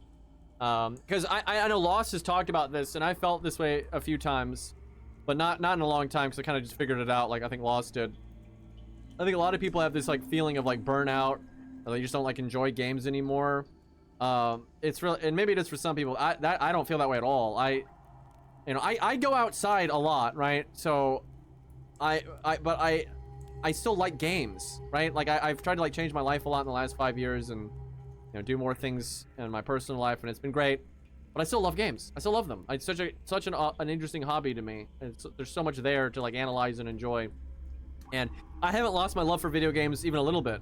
If anything, I've got more love for video games. The problem is most of them suck. That's the thing. It's not that I don't like video games anymore. I'm not burnt out on video games. Most of them are just garbage. Because when I do play a game like Plants, because again, I didn't play Plants vs. Zombies back in the day. I didn't have nostalgia. That was just a god tier experience. Wow, that just blew me away. So much fun. Armored Core 6, amazing experience. Blew me away. So much fun, right? There's been plenty of game experiences that I've had recently that make it very clear to me that, yeah, I still love this hobby. It's still super fascinating. I love it, you know, I love it. It's just, oh my god, most games are garbage. Just, holy shit, most games are garbage. And it's so depressing when I play an old video game that I don't have nostalgia for. I did not play it back in the day. And I play an old-ass video game, and I'm just like, this is so much better than this modern schlock. And what really gets me is when I look at old video games, there's so much more creativity. There's so many games that cannot be, like, easily defined by what genre it is. For every game now, it can just be so easily put in a box of, like, what kind of game it is. Right, and it's on purpose, right? Because they want to copy a tried and true formula that they know works, instead of making a game that like fits their vision and stuff. And like old games are just so much more willing to just try some YOLO shit, right? And because of that, some of them suck and fall by the wayside, but you also just get absolute masterpieces.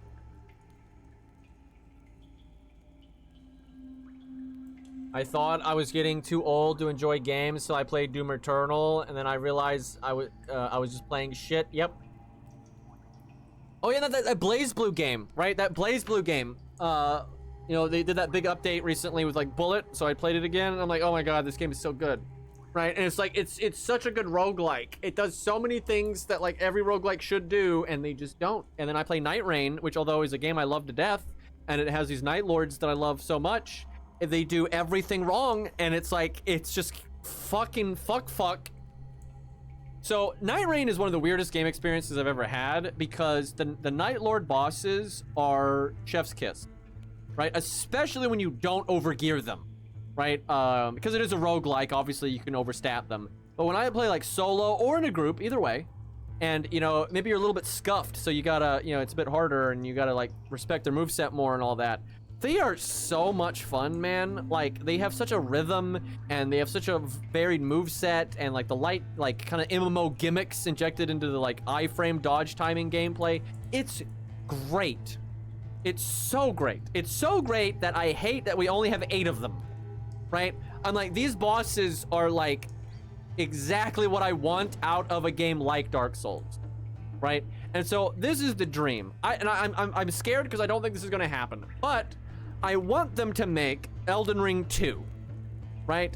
And I want all of the bosses to have the design philosophy of Night Rain. They don't have to all be that grandiose and whatnot, but like the design philosophy of like how the movements and animations are telegraphed and the frame data and all that kind of stuff. I just want that all of the time. And then I want the good old, you know, Dark Souls Elden Ring goodness, right? I want my cool knight guy with medieval armor and my battle axe. You know, I get to pick my armor and stuff. You know, none of this preset nonsense. And then I want to be able to invade people, right? I want to be able to go fight bosses that are like, you know, Night Rain tier. And then I want to be able to go invade people and kill them with a battle axe, right? That's what I want out of a goddamn video game. I don't think I ever have said how old I am. People have... I like how fucking ChatGPT knew that about me. That, like, I don't ever say how old I am, but there's, like, a joke that I'm really old. And the truth is, I am older than most people in my chat because, you know, my stream blew up in FGO, you know, back in the day. And I was quite a bit noticeably older than the average player of FGO. He's around 20 or something. I wish. It is funny. I do look quite young for my age. I've been told that so many times in my life. Which I guess is lucky. It's actually not that lucky for men, though, right? Men and women are, like, opposite like this. Men generally gain value and like respect as they get older because you accumulate more wisdom and resources, which is what people want from you, right? So men are not really valued for looking young, right? People treat you like an idiot, you know, baby or something, right? That's kind of how men and women are. Or you're given more respect if you're older generally, right? People will assume you know more of what you're talking about if you look older. Or women, it's like the opposite. You know, you're valued for your youthfulness, right? So it's just, you know, it's the way of life. But anyway, because I look quite young, yeah, people think I'm like, you know, 20 and shit. People always think I'm in school, and I'm like, bruh, absolutely not.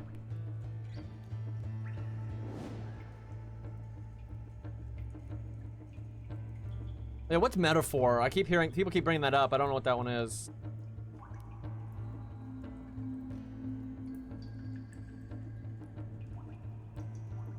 People still think I'm in high school.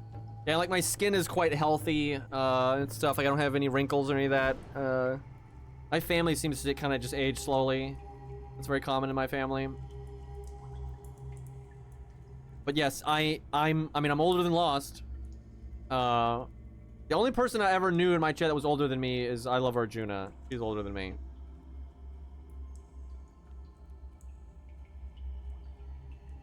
Oh, right. It's the, yeah, Persona. Yeah, I know that game did not look, that's not my cup of tea, really. If I had to play, if chat was like, oh my god, you gotta play this, I would play it, right?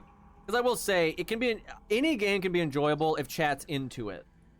Right, because like this game, for example, no one cares about this game, so no one's interested in the systems and the loot and the characters, right? So there's no real like nothing really popping there. If my chat is really into a game and I hate it, it's still kind of fun because then they're going to enjoy me bouncing off of it, right? That's the thing, right? If it's something they're into and they understand it really well and they really like it, you know, they're going to enjoy which characters I hate, you know, and I'm yelling at. and like maybe like if it's a game I don't like the one character I do like, you know, that kind of stuff is interesting, right, for chat, and it's kind of fun to watch a streamer bounce off something, right? Yeah, like fucking Infinity Nikki, right? You know, that kind of shit. So yeah, that stuff's fine. So if my chat's ever like super into something, I'll play it.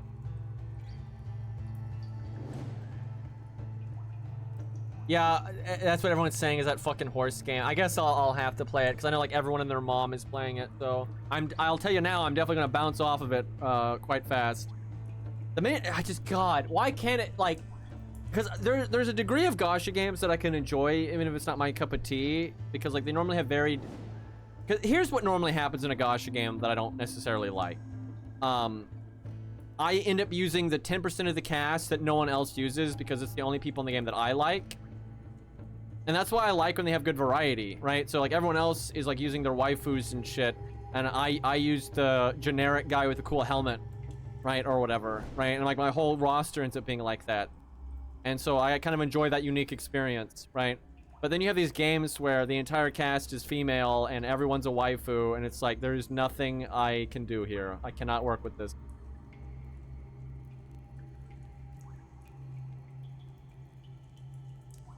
It's fundamentally an idle game. Yeah, that's why I can at least tell I'm not gonna like it. And there is no 10% in the horse game. Yeah, I mean there generally isn't if the entire cast is female. That's also not the that's a big reason, but that's not the only reason I don't like games where the entire cast is female. It's so much stuff. It's like it's very telling of the design philosophy, and like I never liked that design philosophy. And it's kind of like pandery. And again, I know for sure it's not gonna have any characters I'm gonna like a whole lot. And it's kind of like,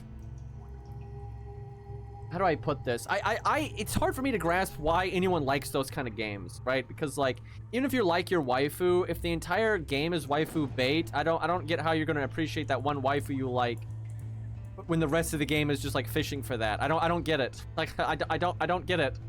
The only exception I would make is like if there's a game where it makes so much sense, where it's like if it's a World War I game, obviously the entire cast is gonna be male.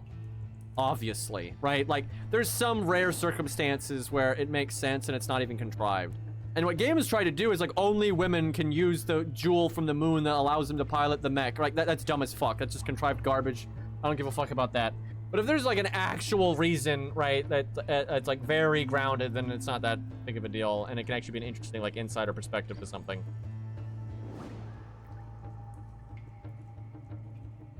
Yeah, I don't, it goes for like Love and Deep Space, right? I don't like the whole like you're the only woman in the universe and everyone else is a guy and like you have no competition and blah blah blah. It's dumb as fuck, right? And same for like the male equivalent where you're the only guy in the universe and it's just, like what the fuck? That's just so uninteresting to me. I'm not offended by it, right? I'm not insulted by it. I'm not trying to sue anybody or ban anything. It's just I don't get into that.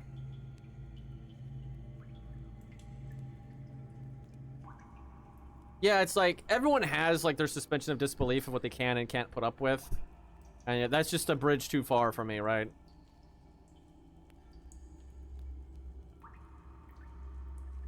Oh yeah, they did make Idolmaster, didn't they? And that's like a really old school one.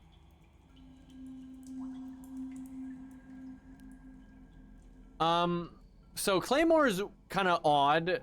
It's I don't know, that one is kind of like insulting because you see this a lot. So what Claymore did was anyone can be a Claymore, but men are just so unfucking reliable and easy to corrupt, air quotes, that they stopped using men. So like the first generation of Claymores was like all men because they are bigger and stronger and faster. So I mean, of course, that's who you're gonna pick. But then like 99% of them, you know, went off the rails and are evil and blah, blah, blah, blah. So then they were like, fuck that shit. We're just gonna use women from now on. So then like almost the entire cast is female. Because they've had like 8 generations of women and only 1 generation of men, right? And the men are all like, you know, evil antagonists and stuff. And they're not even in it that much. They're like barely in it at all. And like, that's kind of just dumb because it's not true. This is what I don't like about like Mu-Luv is like this. Mu-Luv tries to give a logical, justifiable reason why most of the cast is female. It's like 80% of the cast is female. There are some male pilots, but and like why they're using mechs instead of jet fighters. but it's bullshit. The reasons they give that like the writer seems to think are good reasons are wrong. They're factually incorrect. The reasons they give in Moulouv would not cause you to use mechs, humanoid mechs, instead of jet fighters. It does not hold up, right? And so when you invite logic, because some things are like rule of cool, right? So who gives a shit? Right, like there's a degree of suspension of disbelief that I can do that's fine, right? Like the guys are running around like with muscles that are way too big, and they got swords the size of skyscrapers, and the women are like twirling around in fucking high heels and shit, right? Like it's just rule of cool. I'm like, whatever, right? But then if you try to like justify it, where it's like, well, you see, the swords need to be balanced this way because blah blah blah, you know, it's just dumb. Don't do that, right? Do not fucking do that, right? And like Claymore did that. They try to give a reason, and it's bad, right? The reason is bad, and it's like actually kind of insulting. Now, I don't take it that seriously. I'm not like actually mad at Claymore. I'm not gonna write an angry letter. But the writer is blatantly saying men are dumb and easier to turn evil and blah blah blah blah, which that just does not hold weight to me, right? That does not. You know, people always say stupid shit like, you know, if women ruled the world, you know, there would be no war, and they clearly didn't look at any of the female leaders throughout human history because it's just not accurate. You know, men and women, you know, can equally be full of shit and be corrupt and start wars and all this other garbage. So it's just that kind of nonsense is silly. I would have preferred it in Claymore, honestly, if like there just wasn't a reason. There just literally wasn't a reason. That works better for me than them trying to make a justification for something that's not actually that justifiable. I don't even remember Claymore that well. I just remember like, I know it's something like the first generation were all guys, because again, you know, guys are physically stronger, but then, you know, oh god, that it didn't work out very well. But then the guys aren't even in it very much. They're just like antagonists for like a little bit, and then they kind of just like forget about them. And then it's just a bunch of like women killing each other. That's pretty much Claymore. Oh yeah, and then the main character's a guy somehow, and I don't even, does anyone here know anything about Claymore? Because I don't, how the fuck is the main character a guy in that? Because I know he's not one of those early generation Claymores that is a guy. He's not. So I don't remember at all how the fuck, I don't know, it's probably some bullshit where he's like the one and only nonsense, whatever the fuck. I just won my first IS3 hard mode run. Nice. Fucking IS3, dude. Because I'm pretty sure at the beginning he is just some dude and he doesn't have any powers, but I'm pretty sure later on he does become super important. Yeah, I know, I don't think that's true. I don't think he only is a witness. I don't think that's true at all. I think that might be true in the anime, because the anime only covered like, you know, the first little bit of the manga, but I'm pretty sure he gets superpowers or some bullshit. I'm not 100% sure on that, but I would about guess that he does.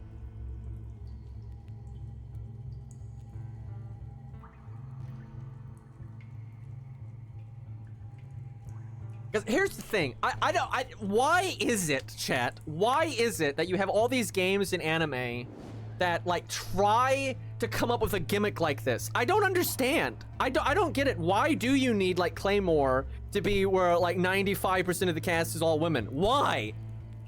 Like humanity is infinitely more interesting because we are a sexually dimorphic species and you have men and women, right? That's what makes life interesting. Right, the fact that not everyone's the same. It's not just men and women, right? You have a lot of variance between men and a lot of variance between women. That's what makes things interesting, right? It's like life is cool because it's not all the same, right?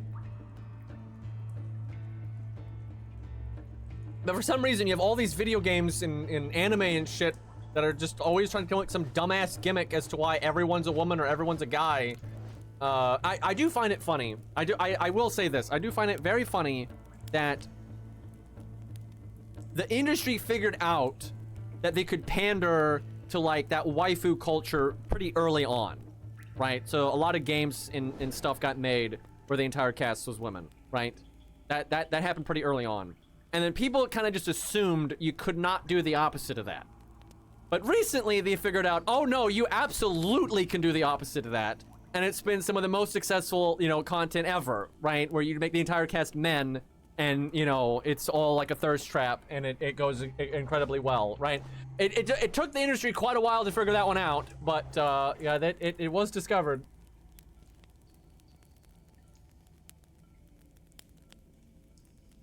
Yeah, I've heard of that. Well, the like, you'll have, what was that one game? It was like, it was MiHoYo before they got popular, where like they made one male character playable and then people lost their fucking minds, so they just like dialed it back massively. It was just this, like the stupid, like that's so dumb to me. That's so dumb to me. Like I can't imagine like being a guy playing a game where you want all the characters to be women and you don't want any other guys to be in the game because you're gonna get like jealous. Like how immature are you? That's so fucking immature. That's immature like in real life, and that's like unbelievably immature in a fucking video game.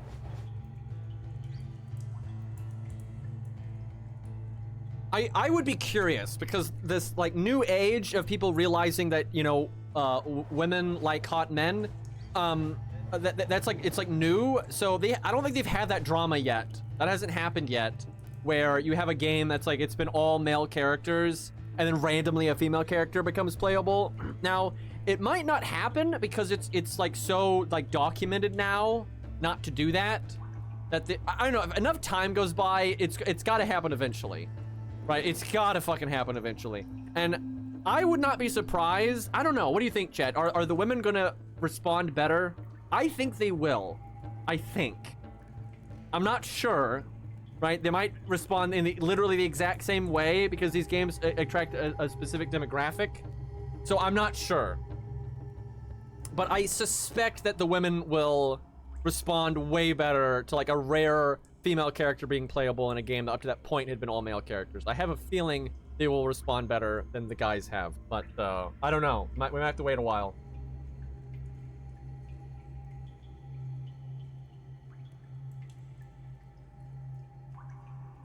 I just find it so cringe though. I'm sorry. It's just, I just think it's so cringe. And like I'm not gonna attack anybody. I'm not gonna you know, I'm not gonna say I'm offended or any of that, but I really do find that like that level of like pandering and stuff like just very cringe. Definitely not my scene. As chat wants me to play the stupid horse girl game, I don't understand that game. I remember when Poi told me about it.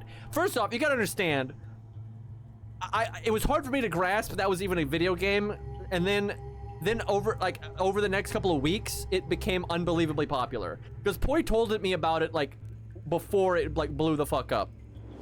So I have this random video game that I'm like, what the fuck are you talking about? Because first he's like, you know, the horse scroll game. I'm like, what? Or they did like the horse gosh game or whatever. I remember how he worded it. So I assumed it was like, okay, it's like an idle game, but like the jockeys are actually riding horses, right? And the jockeys are all women. That's what I thought. Naive me, right? And then I find out, no, that of course not. You have actual anime girls running around a horse track like maniacs, like they're horses, right? That's the game. And then like I remember because he linked me like the trailer, right? And that you got like, it just, I'm like, what is happening, right? Like literally what is happening? Because like they're not running at like normal human speeds or anything, right? It's like, what is possessing these fucking women to do this? Like what is happening right now? And then I have to watch this game just get unbelievably popular, right? Because first I thought this was gonna be some weird niche thing in a corner and I'll probably never have to hear about this again, right? And then it just like blows up and it's everywhere, right? It's just, it's like, what is our society coming to, chat? What has happened? Remember going outside? Remember that?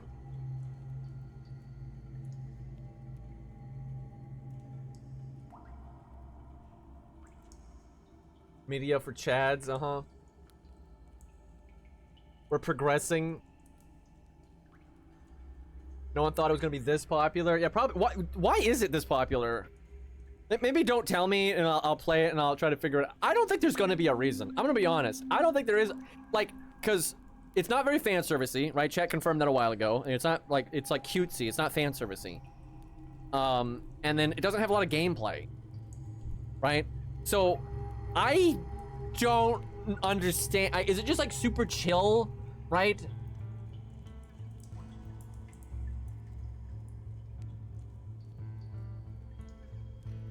Yeah, I've seen loads of normie streamers play it. I've seen so many normie streamers play it. It's just mind-boggling, dude. How fair is the free-to-play? By the way, like, you know, how often can you roll, right? If you don't spend money and that kind of thing. Man, I guess I'll find out if I play it. Very fair. I mean, that definitely helps. I mean, anytime a gacha game does not have a scummy business model, I'm happy. I'll say that. Even if I don't like it, like the game, like subjectively, I want to see gacha games that don't have predatory business models do well, so that kind of stuff goes away. So, you know, more power to them if they have a good business model.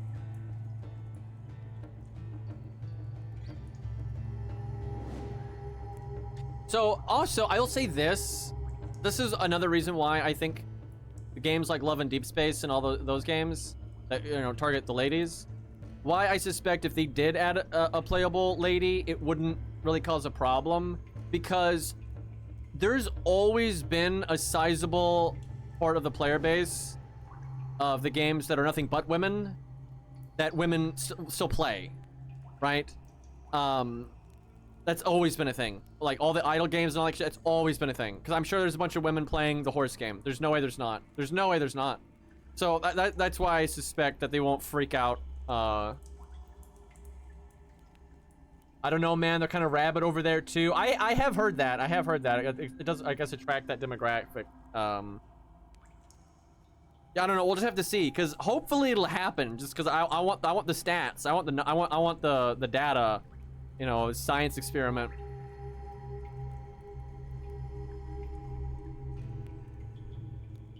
$45 player peak in the recent 24 hours. Well, what's messed up is more people are probably playing on a phone than on Steam. So it's probably way more than that. They might freak out if the women interact with the male characters. Okay, that might be true. That might be true. I don't know. What the fuck? I don't get it. I don't get it. I know I've said this before. I don't understand this. Because, like, romance books, right? They're generally not written from the, like the reader is not the character, right? It's different characters you're observing interacting, right? That's pretty standard for storytelling. And this is why I'm convinced that it really is not most humans that are like this. It's just these games and stuff are pandering to a specific audience that is very, and also the vocal minority, right? And the vocal minority is like very vocal, right? Because I don't believe that most people are so stupid that like they care that like two characters in a video game that aren't real, you know, interact or might, oh God, even like each other. Oh no, right? Like I cannot grasp that that many humans feel that way, right? I really do think it's such a vocal minority that's just so loud.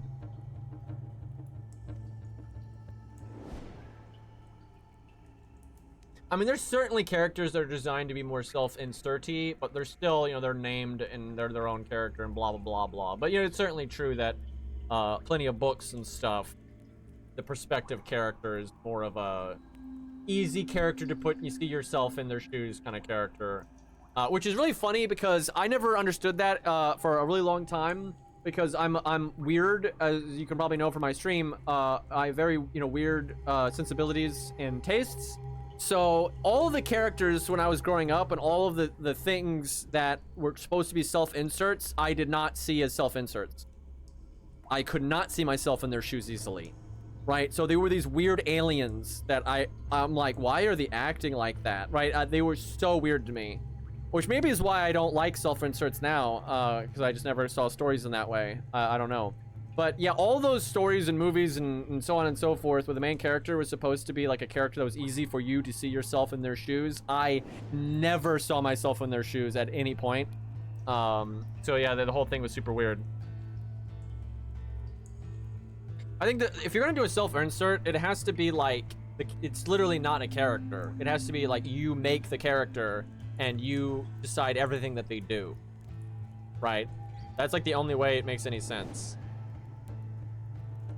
A cycle path. Yeah, I get on my bike on a path.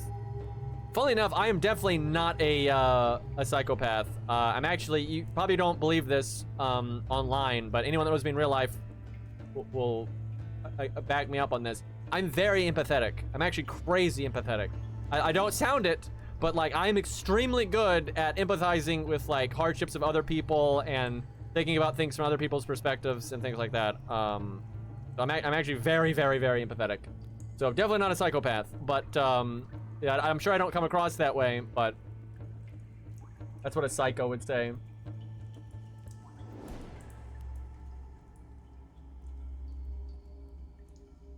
That Velma show made so little sense to me.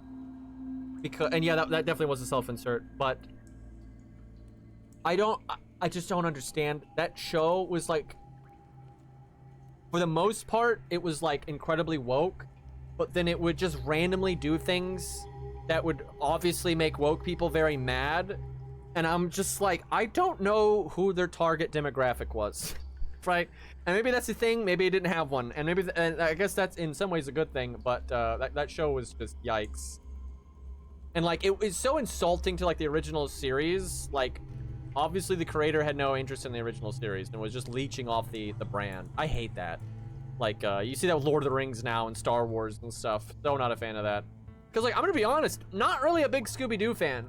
Even when I was young, I didn't really like it. I just didn't get into it. I instantly found it like too predictable and repetitive, and I just didn't really like the characters that much.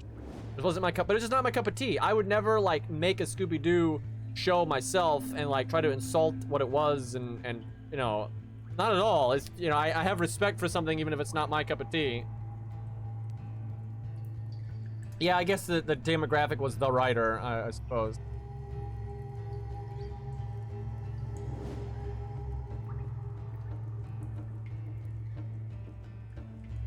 Anyways, chat, I should probably wrap it up. I am crazy hungry right now. But yeah, we'll probably play EDF next stream. I think that's a better game to just chill with. This game is kind of just too niche. It is a fun game though. I actually like, if you like these Vampire Survivor kind of games, I'd super recommend this game. I think it's like the best one in the genre for sure.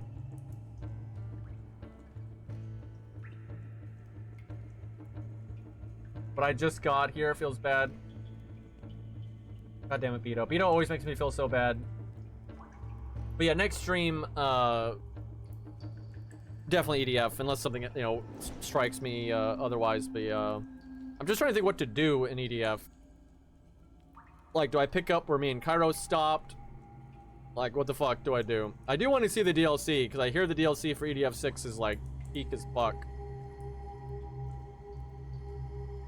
Anyways, we will raid Cairo here.